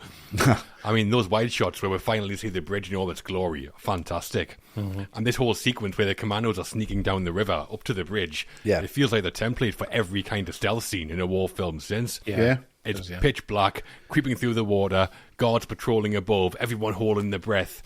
Every Bond film has one of these scenes. It's normally the opening, isn't it? It's like the opening of True Lies. Yeah, it is, Spielberg's seen this as well, for sure. Oh, for sure. But this does feel like the original, and no wonder it seems so influential, because I think it's really well done. I love how Lean shifts the tone. Everything's gotten darker, literally, with the day for night and the lighting. But the whole atmosphere has suddenly got more serious. Sinister, isn't it? Yeah. She says to Joyce, I wish you a long and happy life, before he swims off. It feels like things are about to kick right off. And then everyone just goes to sleep. Amazing. I know Lean's not been in any rush, but Warden should be, surely. We'll do it in the morning. But it's really good. Those images of the commandos floating down the river in the dark, beautiful and ominous at the same time. I love it. Yeah. But building the bridge for the film was a whole project of its own. So, to design how Wood would look, Lean gave his concept artist a photograph of the real bridge to base his designs on. It was designed and planned over 2 years of pre-production and then built on location over 8 months. 1,500 trees were cut down to build it. 500 workers were involved, and it cost $250,000, which was the biggest construction in Ceylon at the time. That amount of money back then, do you know how much that would cost now? And we're talking about, the bridge in the song and dance sequence, right? If they'd blown that up, you know how much they would have saved? £2.8 million. Wow. Wow. Bloody hell. 2.8 million is what it would cost now to build that. Wowza. Yeah. I mean, it looks incredible, doesn't it? Right, it looks unreal. And they had 35 elephants to help carry the wood and the materials, but they were wild elephants, so they would just wander off, wear the light, go for a swim. Spiegel just being like, here's my action scene. Yeah, exactly. I mean, it is a beautiful bridge, to be fair. Fair play to Nicholson. He delivered. He did, yeah. Yeah, it's lovely. Yeah, so we've mentioned that there's a party going on at the same time. And I know, again, it's like the food situation. Beggars can't be choosers, but this isn't my idea of entertainment. Like prancing about with coconut bras on like the Madonna or something. Like Baloo? Baloo, yeah. They just have an early night instead, lads. No thanks. But seriously, what's great about the scene, it's another example of how the film is constantly pulling Nicholson back from the edge just when you think he's gone too far, because just before this he's had that amazing monologue on the bridge about his past achievements in military life, and he gives a speech about, yes, I understand why you may feel let down by what you've done, but you'll get home one day, and when that day comes you can reflect what you've done in the face of adversity and you can be proud of it. And you listen to him and you go, he's got a point. Yeah, it's a speech, it's fantastic. Yeah, well it is. And you go, maybe everything he's done up until now has been for the men's morale and for the greater good, and maybe it's our perspective that's wrong on it. Yeah. So Guinness really sells that. But what's also interesting is Lean is intercutting this with those scenes of Saito seemingly preparing to kill himself. But then he kind of shelves it, and you think, is he going to wait until he at least has the satisfaction of seeing the train cross the bridge and then do it? Is he going to kill Nicholson at some point for basically humiliating him for the last few months? So even at this late stage of the film, we're just getting these really interesting character moments that show them in a different light. Yeah, it is really good. I mean, while the commanders are setting their bombs, Nicholson's having his moment of glory finally. That speech that he gave is talking about how when the war's over and they've all gone, the bridge will still be there. Yeah. I mean, he's wrong, obviously. It'll be blown to smithereens in a couple of hours. But he still doesn't seem to grasp that he hasn't built this for king and country. He's built it for the enemy. Yeah. And Guinness sells that really well. And Saito's just sitting there grinning. Can't believe his luck. Yeah. He tortured Nicholson, threw him in the oven, and he's built him the best bridge in Burma. But Nicholson in this whole scene, with the way he kind of sells the pompous pride in what they've done. Yeah. Absolutely fantastic. Yeah. Ian Watt was a professor of English at Stratford and had been a prisoner of a real camp and worked on the real bridge. Lean brought him in to act as a consultant during the shoot to advise on how the team worked and how the bridge looked. From POW to David Lean, out of the frying pan into the fire. Absolutely. It's like, it'd be easier being a POW, maybe. Yeah. But Ian Watt said that the film didn't capture the real horror and the real, suffering of building the railway, except for, a few scenes. Of course not. I mean, it must have been bad. 100,000 people died building the railway. Yeah. Be disgusting. We don't see that side at all, really. That does seem like a bit of a missed opportunity, storytelling-wise, maybe. It's hard, though, because then who are you supposed to follow? Because Nicholson would look even more maniacal. He would look even more insane. Yeah, he would. In the face of that. He doesn't care about his men then, because he wouldn't let this happen. Yeah. So you have to go down one road, I guess. It's a fair point. Yeah. Either way, the bridge is there, and Nicholson's proud as can be, for now. He is, yeah. Should we see what happens in the climax? Let's do it. The sun rises on the bridge's first day of operation, but as Nicholson goes for his morning inspection, he notices something. The tide is lowered, showing the wires leading to Warden's explosives. Yep. Yeah. What follows is one of cinema's most famous finales. The bridge is destroyed, every main character bar Warden is killed in a shootout, and Nicholson delivers one of Hollywood's most famous final lines. Yeah. He does. Matt, what has he done? What has he done indeed? I mean, I tell you what Lean's done. He's delivered a masterclass in building tension, because this plays that note of, we know something some of the other characters don't, that the bridge has been rigged with explosives. Yeah. So effectively, you sort of hear the train whistle, and this is what I mean by scenes that play with no music, and it's all the better. No music here. Yeah. Just the sound of it on the tracks getting closer and closer. See, we know they've got to hold out just for a couple of minutes until it's close enough to blow the bridge and the train at the same time. And I think speaks for everyone when he's watching Nicholson, who's seen the wire and he's going back and forth. What's he doing? Because, what is he doing? Has he gone so far over the side, he's actually going to stop this from happening? Because he walks away at first, and he pauses, and he comes back, and he can see it all ticking over in his mind. And as it's ticking over again, the constant sound of that train and the whistle getting louder and louder and closer. And then that's it. It's that realisation that Warden makes. He's gone mad. He's leading them right to it, our own man. So all that character ambiguity with Nicholson has been building up to this moment. So it's not just the tension of, are they going to be able to blow up the bridge at the same time as the train comes across? It's also the tension of, is Nicholson actually going to stop them at this point? Yeah, I always get that, yeah. And it's superbly ramped up, and I just love that visual of Nicholson finding the way and slowly pulling it up out of the sand. Yeah, and it being revealed. Yeah, brilliant. The men come striding onto the bridge, whistling Colonel Bogey again. Yeah. Nicholson's had a plaque made. Who made the plaque? Who made the plaque? That guy, that's the hero for me, because that plaque is fucking immaculate. Beautiful, isn't it? It's immaculate, if you will. Craftsmanship. Yeah, brilliant. I mean, the pride in what they've done is madness, but I buy it. I buy the delusion. It all works really well. Yeah. The reveal, the way that Nicholson spots the wires and follows them, it is great. Saito just after him with no words. Yeah. These guys are meant to be enemies. They're now on the same side, basically. Yeah. And the look on Nicholson's face when he realises someone's trying to destroy the bridge, he still doesn't get it. No. And again, it's great stuff from Guinness to sell it. Yeah. And Joyce just throwing sand on the wire to try and hide the bomb. You'll need more than that, pal. It's massive. He does all right, though, to be fair. He does do all right. And then he stabs Saito. About time, to be honest. He's done nothing for 2 hours, Saito. Yeah. But that reveal of the wires in the water when he pulls them out, I think that's really good. Yeah, it's great. I mean, there's that lovely speech when he's on the bridge and he's talking about his life. Yeah. And I think that's an incredible performance from Guinness because he feels like he's achieved something and he feels like this is the end of his journey and this is something he's really accomplished and he's proud of, which hits home even harder because I always think he's going to turn around and go, oh, right, I know what side I'm on. And you're right, he's a complete turncoat here. He is working for the enemy, whether he likes it or not. Yeah. And he would probably be court-martialed if he got out of it. I would imagine so, yeah. He would probably be held accountable for what he's done. Why has this been done so well? Why was it moved 400 yards downriver? Were you under duress? Like we've said, this build a tension that goes up and up and up. Lean builds the tension better than he builds the bridge. And it cost him $2 million to do that. So that's how good this sequence is. And it just gets better from here. And the soldier tasked with detonating the bridge is Lieutenant Joyce, and he's played by Jeffrey Horn. But Lean's first choice to blame was Montgomery Clift, and Lean and Sam Spiegel had dinner with Clift at a famous restaurant in New York called Danny's Hideaway, but it went very badly. Sam Spiegel's wife Betty said Monty was taking pills and was only vaguely coherent. He'd answer with non sequiturs like, the sky is blue. And he then collapsed into Betty's lap and they decided to cast somebody else. Right. Yeah. Montgomery Clift had a famous car accident in 1956 and apparently became addicted to painkillers afterwards and then alcohol, which is what was going on at the time. And I imagine the role would have been made quite a lot bigger if Montgomery Clift had been cast as Joyce. Yeah, he was a big name at the time, wasn't he? Yeah, he would have been stabbing, no problem. Yeah. I would have done it. I did do it. Clift in there. Yeah, like we mentioned, that wonderful speech on the bridge that Nicholson has, that discussion with Saito about his career in the military. He's looking over the sunset. And Lean shot Guinness from behind, which Guinness didn't like at all. He thought it should have been done in close-up. I mean, who's going to argue with Lean about that kind of shit? Like, obviously he hadn't seen it then, but they had an argument on set about it, but Lean obviously got his way.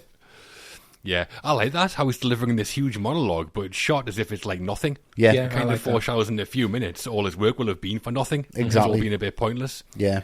But the monologue is powerful. Like, he ruminates on his life, how he's like, there are times when suddenly you realise you're nearer the end than the beginning. Yeah. I love that line. That's great. Obviously, he's very near the end now. He just doesn't kind of know it yet. Yeah, so are we. It's great. We're near the end of the film, we're near the end of the story. I thought you meant us three, our lives. Not us personally, like we're not going to die tomorrow. That's grim. Do you know something we don't? I wish I did. No, I don't. But that's how we feel as an audience, because we're near the end and we're thinking, how is this going to end? Yeah. Where are we going from here?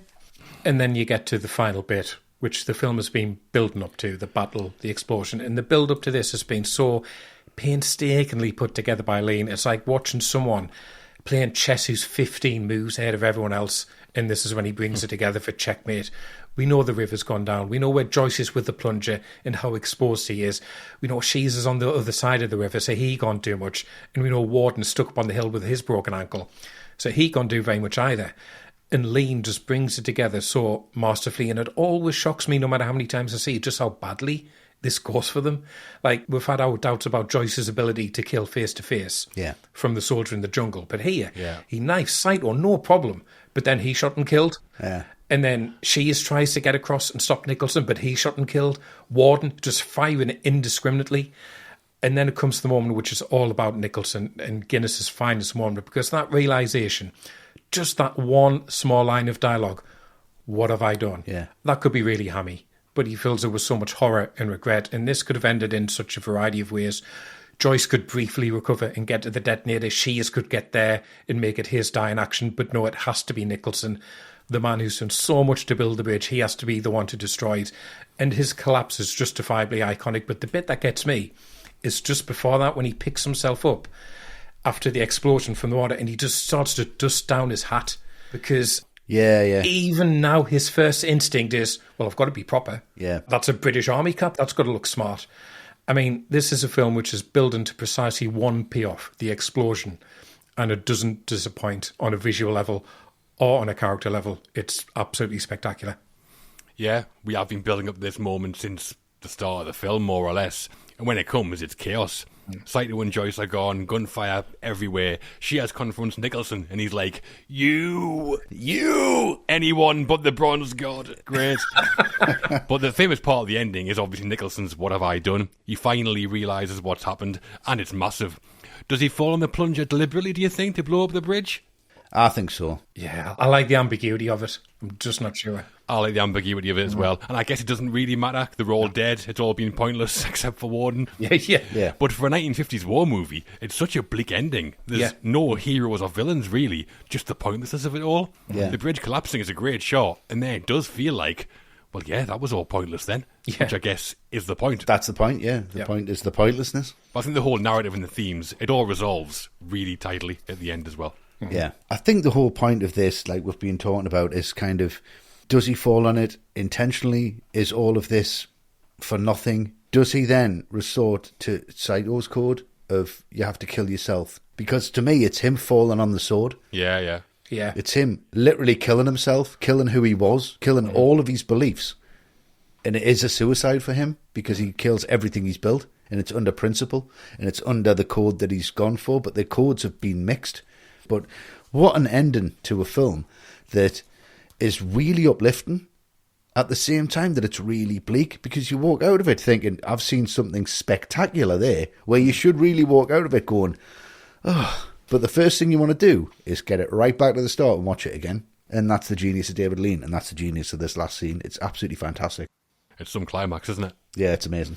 So the train we see in the film is a real train that Sam Spiegel had bought from the Ceylonese government. It had belonged to an Indian Maharaja and had been in service for 65 years.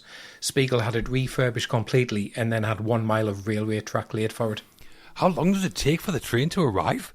5 to 10 minutes. Apparently. Yeah. Should be 5 to 10 minutes. Yeah. Basically, just like waiting for the fucking metro. Yeah. Could be any time. Yeah, so this is incredible. I mean, check this out. Imagine being this fucking dude. All right, so filming the explosion. The moment the bridge is blown up was a really complex setup. Lean had 5 cameras set up to record the explosion. There's 1,000 pound of dynamite rigged to blow the whole bridge. They had 1 shot of doing it, so all 5 cameramen had to turn on a light when they were in a safe distance. So they turned the cameras over, then they got to a safe distance, turn the light on, just to confirm they were filming. And the stuntman had to do the same signal to say he was off the train. So a guy had to jump off a train to do a light, right? And this guy nailed it. The stuntman, he jumped off a train, nailed it, fine. One of the cameramen forgot to turn his light on, so they didn't blow it up and had to reset everything. There was executives on the set that couldn't see it blow up because one cameraman, and I would guarantee that would be fucking me, on this set. I'll be on camera 5 and I'll be like, oh, it's not that important, right? Yes. Oh, shit, I didn't turn my light on. Oh, yeah. God, I'm sure he was out of there immediately. The guy jumping out the train managed it. Yeah. And then the train just like crashed into the generator truck or something, didn't it? It was just absolutely crazy. Yeah, that's right, yeah. He was filming, he just didn't turn the light on, which is a nightmare. He turned the camera over and just so excited about it. He just didn't turn my light on. Yeah, the guy had second time round apparently, but the sound design team didn't. So what we hear in the film is a sound effect that's been added in post. Right. Not that you can tell, I don't think. Yeah, you hear the train, can't you, more predominantly? Yeah. In the sound design, because that's from the first take. Yes. And Lean had originally wanted to film the movement, the bridge collapses differently. He wanted to blow up the pilings on one side of the bridge so it would topple towards the camera as it fell. Spiegel said, though, they couldn't risk the bridge not collapsing completely, so they just destroyed it completely instead. Right. Yeah, I mean, that would have been a great shot, falling towards the camera with the train on it. It would have been amazing, yeah. Yeah. And something else I did as well was for every carriage of the train, they all had their own engine to make sure that it kept going so the whole train would go over the bridge. Right. Okay. The film is pretty faithful to the novel, but in the book, the bridge was not destroyed. It is minor damage. I mean, imagine that. What's that? A couple of axes. Just Jack Torrance giving it 6 now. Furious. Lean said we can't talk about blowing it up for 2 hours and then not do it whatsoever. So I had the ending changed. I mean, it's in the posters, it's in the promotional material. Yeah. It has to happen. Yeah. It does. It needs that climax for sure. Yeah. Yeah. But different in the book and real life, the real bridge was destroyed by Allied aerial bombings during the war. It was rebuilt, though, and it's still there today, apparently. Wow, amazing. Yeah. So the bridge in the film is done, but the film itself isn't just yet. Mm-hmm. We get time for a fleeting final scene with Clifton to lead us out. Yeah. We do, and it feels really fitting that he gets the last line because I think James Donald has been brilliant in this. And he kind of gets overshadowed by everyone else. Yeah. But he's been the voice of sanity throughout the film. Yeah. The only one who's able to stand back a bit from Nicholson and go, what is he doing? Why are you doing that? So for him to stand and survey the wreckage and the carnage, and like we've been saying, everyone has been killed, it makes perfect sense that it's him that just gets to look and go, madness. Yeah. Clifton's been the audience, hasn't he, all the way He's through? definitely been the audience, yeah. Yeah. Same in The Great Escape as well. He's in The Great Escape, he's great in that as well. Yeah, it's the same character. It's pretty much, yeah. Yeah. It is a great final line, but it's not just about what he's seeing in front of him, I don't think. It's about everything that we've seen. Oh, definitely. Nicholson's obsession with the bridge, Saito's tyranny, Warden hopping along with that injured foot. Yeah. The real hop along Cassidy. Yeah. Yeah. And that helicopter shot pulling away from all the carnage to finish. Just perfect. Yeah. We started with those aerial shots that we talked about, and we end the same way. Again, kind of highlights how pointless it all was. Nothing's really changed. They built a bridge, and then they blew it up. What was the point in any of that? Yeah. I mean, the eagle shot that we get at the start, to me, this is like the eagle's point of view at the end of the film. It's like we see it from the guy's point of view, and then we're almost seeing it from the eagle's point of view. So the final helicopter shot that was the last day they filmed, Lean had the idea to mirror the opening shot at the end of the production. But most of the crew had left Ceylon. So Lean had to film it himself on a wind-up 35mm camera and had to get a stand-in for James Donald as Clifton because he'd already left the set. Right. So it's like the end of We Were Soldiers. Like Lean's the last one to leave the set, just taking his foot off the ground, just with a 35mm just pulling away. So yeah, I'm the first one there, I'm the last one. But yeah, it gets that whole vibe, doesn't it, of like this tiny thing that I spoke about in the writing. It makes no difference. Exactly, yeah. It's for nothing. I saw an interview with Lean where he said later as well that shot, because it's not James Donald, that's why the actor walks like a mannequin in that shot, which I can't say I've noticed, to be honest. Right. Not Okay. really. No. I didn't notice that. It's just Lean's attention to detail, isn't it? Yeah, he noticed, obviously, yeah. Wasn't Guinness, was it? Like Mannequin Skywalker. Before we finish with the climax, we have our second ATRM Patreon question. This one comes from JJ Bratt. Hello, JJ. Hello, JJ. So JJ says, this film has a great final line summing up everything we've just seen in one word, madness. Yeah. Another classic war film, Apocalypse Now, has a similar final line as Kurtz whispers the horror with his dying breath. Definitely. What other films come to mind that have great final lines like these? Good question, JJ. It is a good question. What do you think about memorable final lines, Westy? There's loads.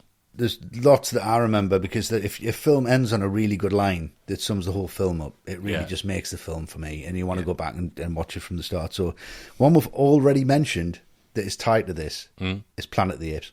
Yeah, of course. Blew it up, you maniacs. It's like, okay, that's what the whole film's about. I'm finished from There Will Be Blood. Yeah. Lovely. Absolutely love that. Now Where Was I? From Memento. Oh, of course, yeah, great. Yeah. Love that. Yeah. Oh, where was I? Bang. Yeah.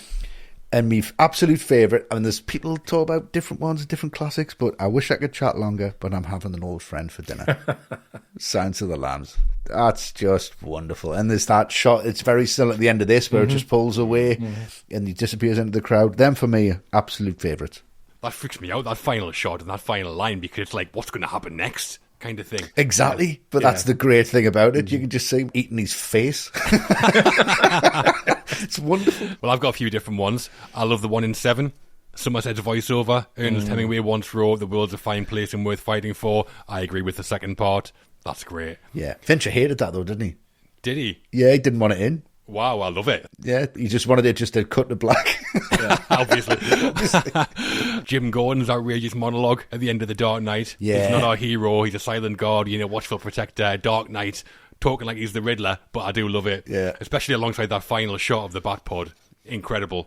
Yeah. And Billy Wilder, always a master of the final line. Yeah. Nobody's perfect from Some Like It Hot's probably his most famous. Yeah. But my favourite is from The Apartment. Yeah. Fran saying, "Shut up and deal," after Yeah. Bud tells her he adores her. Yeah. It's funny, heartfelt, it's pretty perfect. Yeah. Just like the film.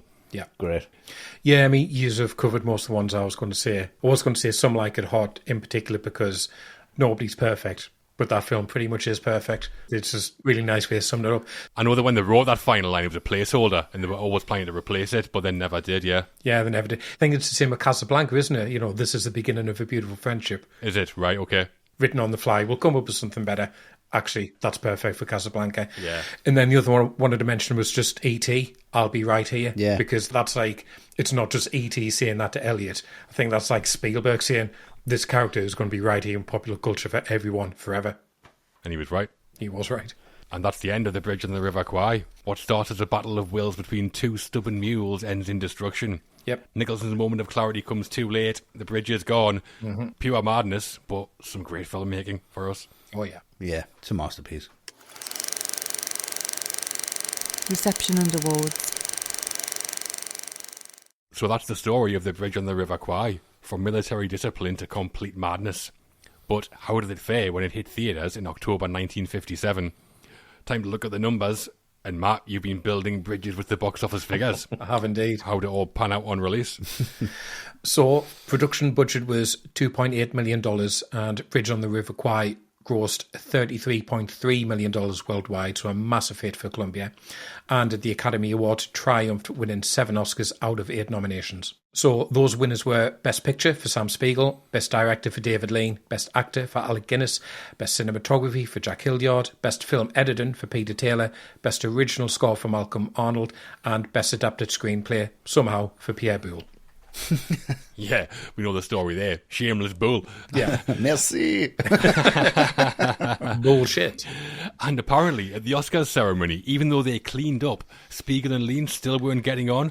Things became heated and then physical, and they ended up dueling each other with their Oscars, which sounds amazing. That's amazing. Like Errol Flynn.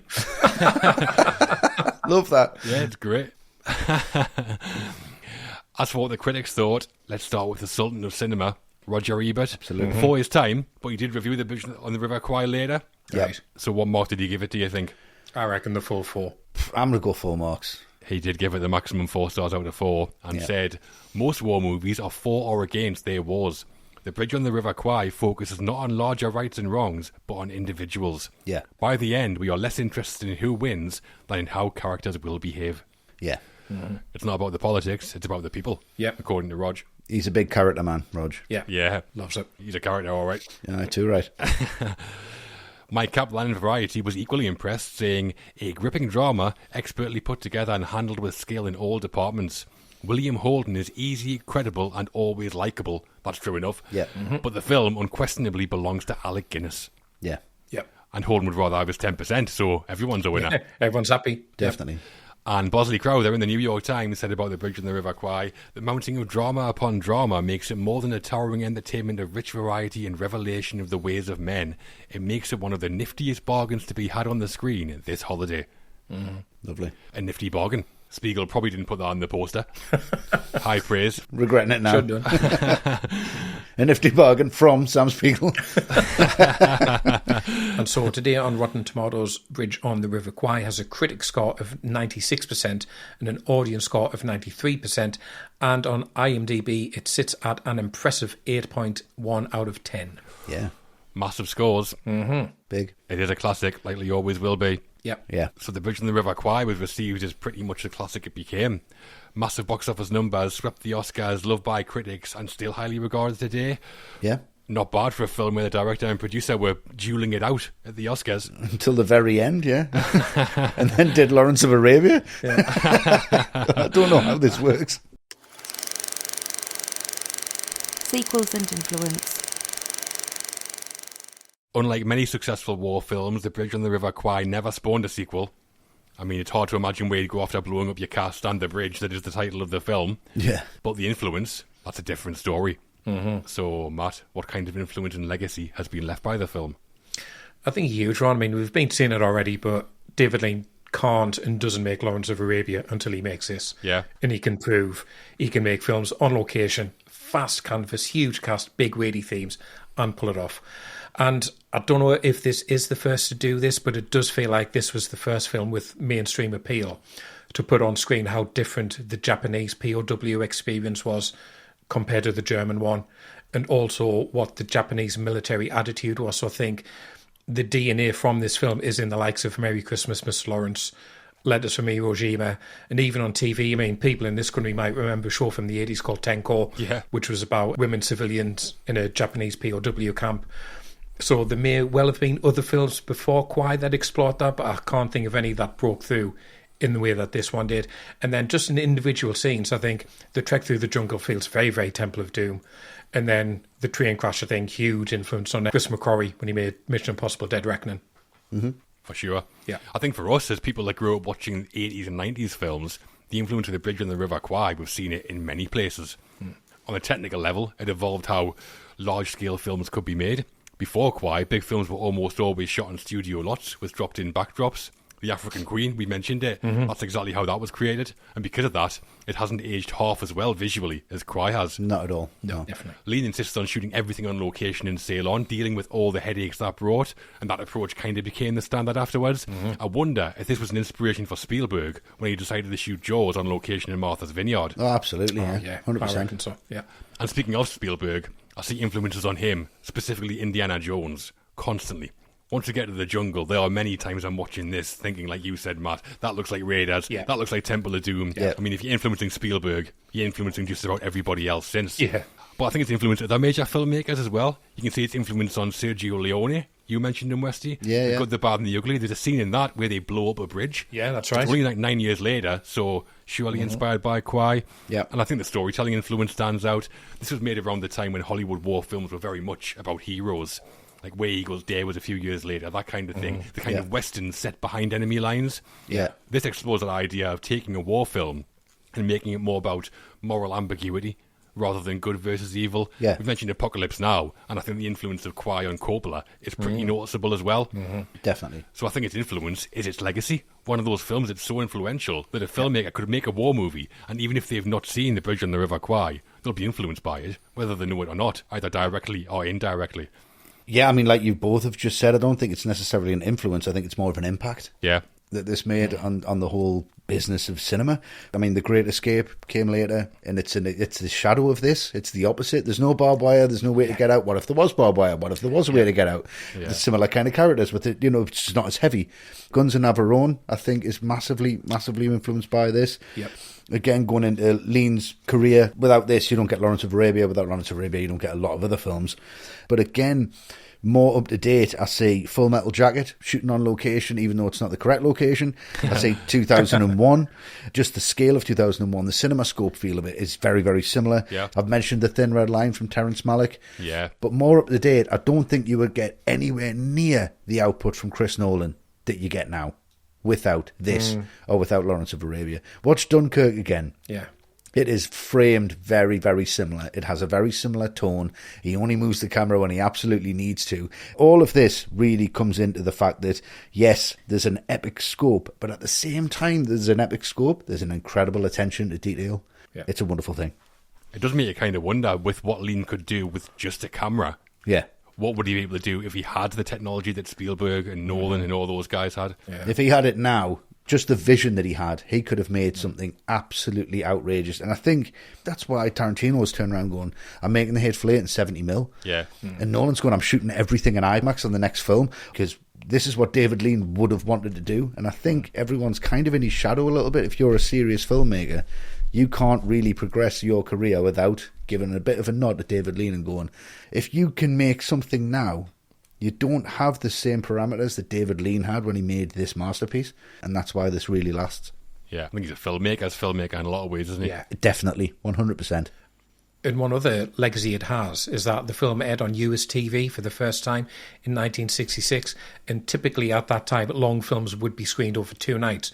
But Kwai was screened by ABC as one uninterrupted broadcast, and it was the longest single network telecast of a film up to that point. It got 60 million viewers, which was a record for a movie on TV, and showed networks the pulling power of films on primetime TV, and from then on, big films were screened as major events rather than shown in late-night slots like they previously had been. Right.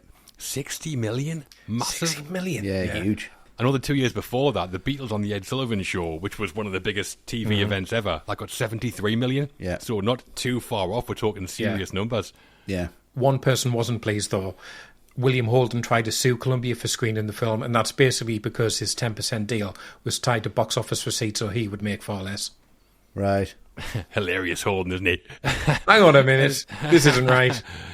And then Guinness did sign that whopping deal with George Lucas a few years later. Yeah. Keep your 10%, I'll keep my Oscar and my 2.25% on Star Wars. Thanks very much. Cheers.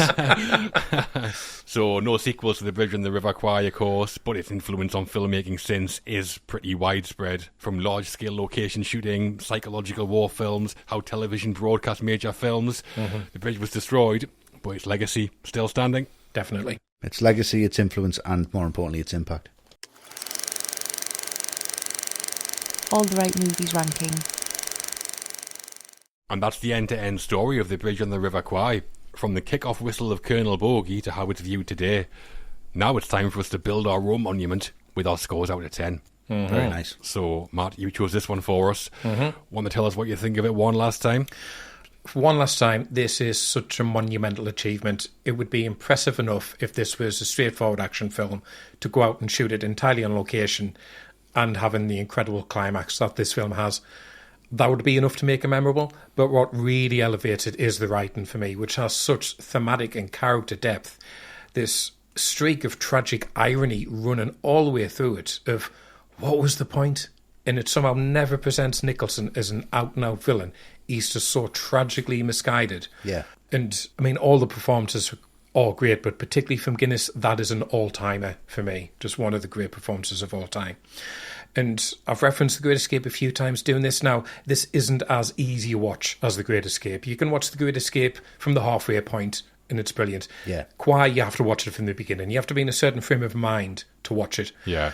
But to me, the two sides of the same coin, you've got the big romping action-adventure film of World War II, and then you've got this one, which really examines the madness and the pointlessness and the tragedy of so much of it. And as we've said, the influence this film has, it really is one of the most important films ever made, and I don't think people appreciate it on that level enough. So for me, it's not as easy to watch as The Great Escape, but it's still up there as an absolute masterpiece. So it's a 10 from me. Nice. Wowza. Coming in with the big guns. Just like Warden. Yep. The mortars. All over the place, grenades, everything. The guns of Matterhorn. So yeah, coming back to this film, like years after I first watched it, one of the first things I was struck is by how it managed to be both intimate character study and an epic war film at the same time. Yeah. No easy task. The performances are great across the board.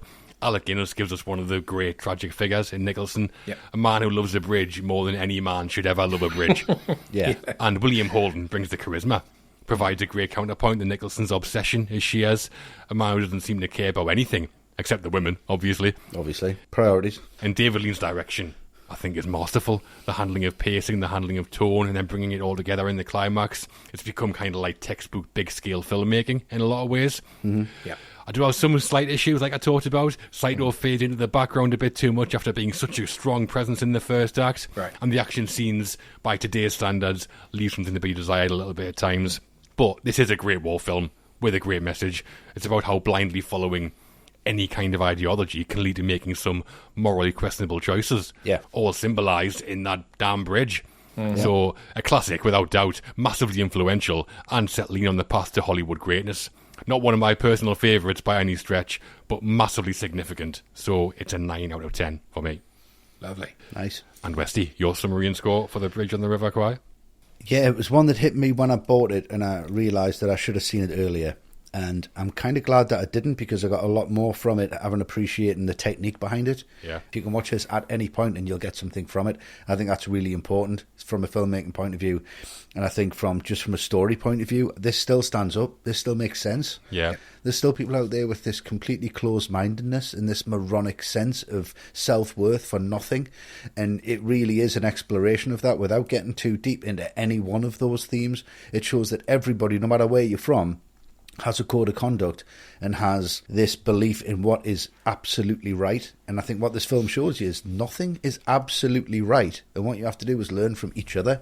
And I think if everyone learned from each other, it would be a lot better and a lot safer and a lot more enjoyable to be alive. But from a filmmaking point of view, from a craft point of view, from an enjoyment point of view, it's just a masterpiece. David Lean put everything into this film. It still stands up now, like I've said, and there's so much effort that's gone into it, and you can see it in every single frame, and it's been a lesson for all of our filmmakers since then. Yeah. And we probably wouldn't have the podcast to the point that we love and enjoy talking about films without someone like David Lean having the vision in the first place. It's a 10 all day. It's brilliant. Beautiful. Wonderful. Well, we also put this out there to our ATRM patrons, and they were pretty much unanimous in their praise as well.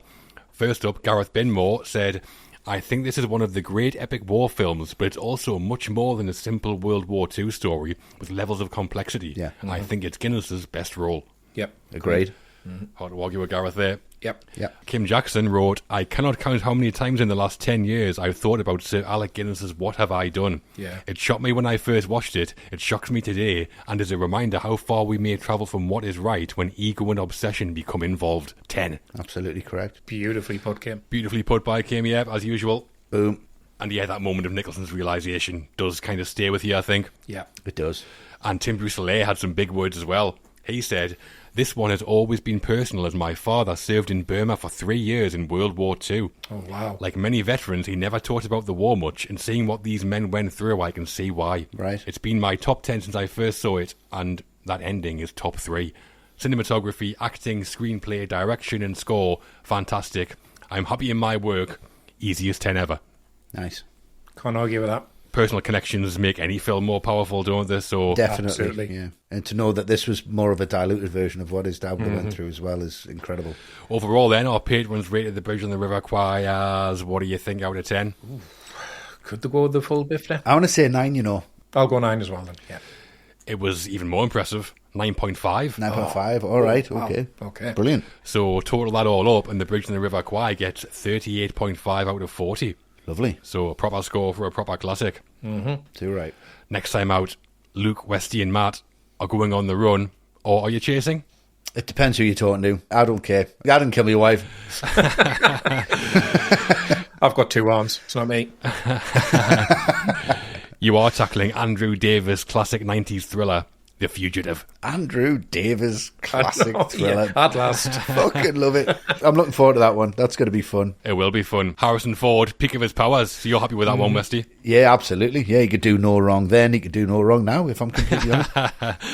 Socially, you can keep up with all the right movies on X, formerly Twitter, where we are at ATRightMovies. The movie making of threads we post are all based on coming from people involved in the production, all 3 separate sources, the same as the podcast. Yeah. And we're also on YouTube, Instagram, Threads, Blue Sky, TikTok, and we have an active Facebook group where you can discuss films with fellow movie lovers. So get into it. Yeah. Try and get rid of it. Impossible. Exactly. And our website, packed with great features and articles, alltherightmovies.com. Sure is. And wherever you listen to us, we have a favour to ask. Please leave us a 5-star review. Yes. Apple Podcasts ideally, but any platform would be great. That really helps us out. It really, really does. You don't even have to write a review, just 5 stars. Just give it a click. And yes, thank you so much. That really, really helps us loads. It really does. We're all off now to whistle Colonel Bogey while building a massive bridge. I mean, probably not, to be honest. I'm just going to try and sleep without that repeating in my head for the next 6 weeks. Maybe a little model bridge, like the one at the end. We'll do that. I've got some fireworks in the back of the car. We'll get into that in The Fugitive. So we'll be back, and you should definitely come back for The Fugitive for more madness. 100%. Until then, thanks for listening, everyone. Yes, thanks for listening, guys. Yeah. Cheers. Stay safe.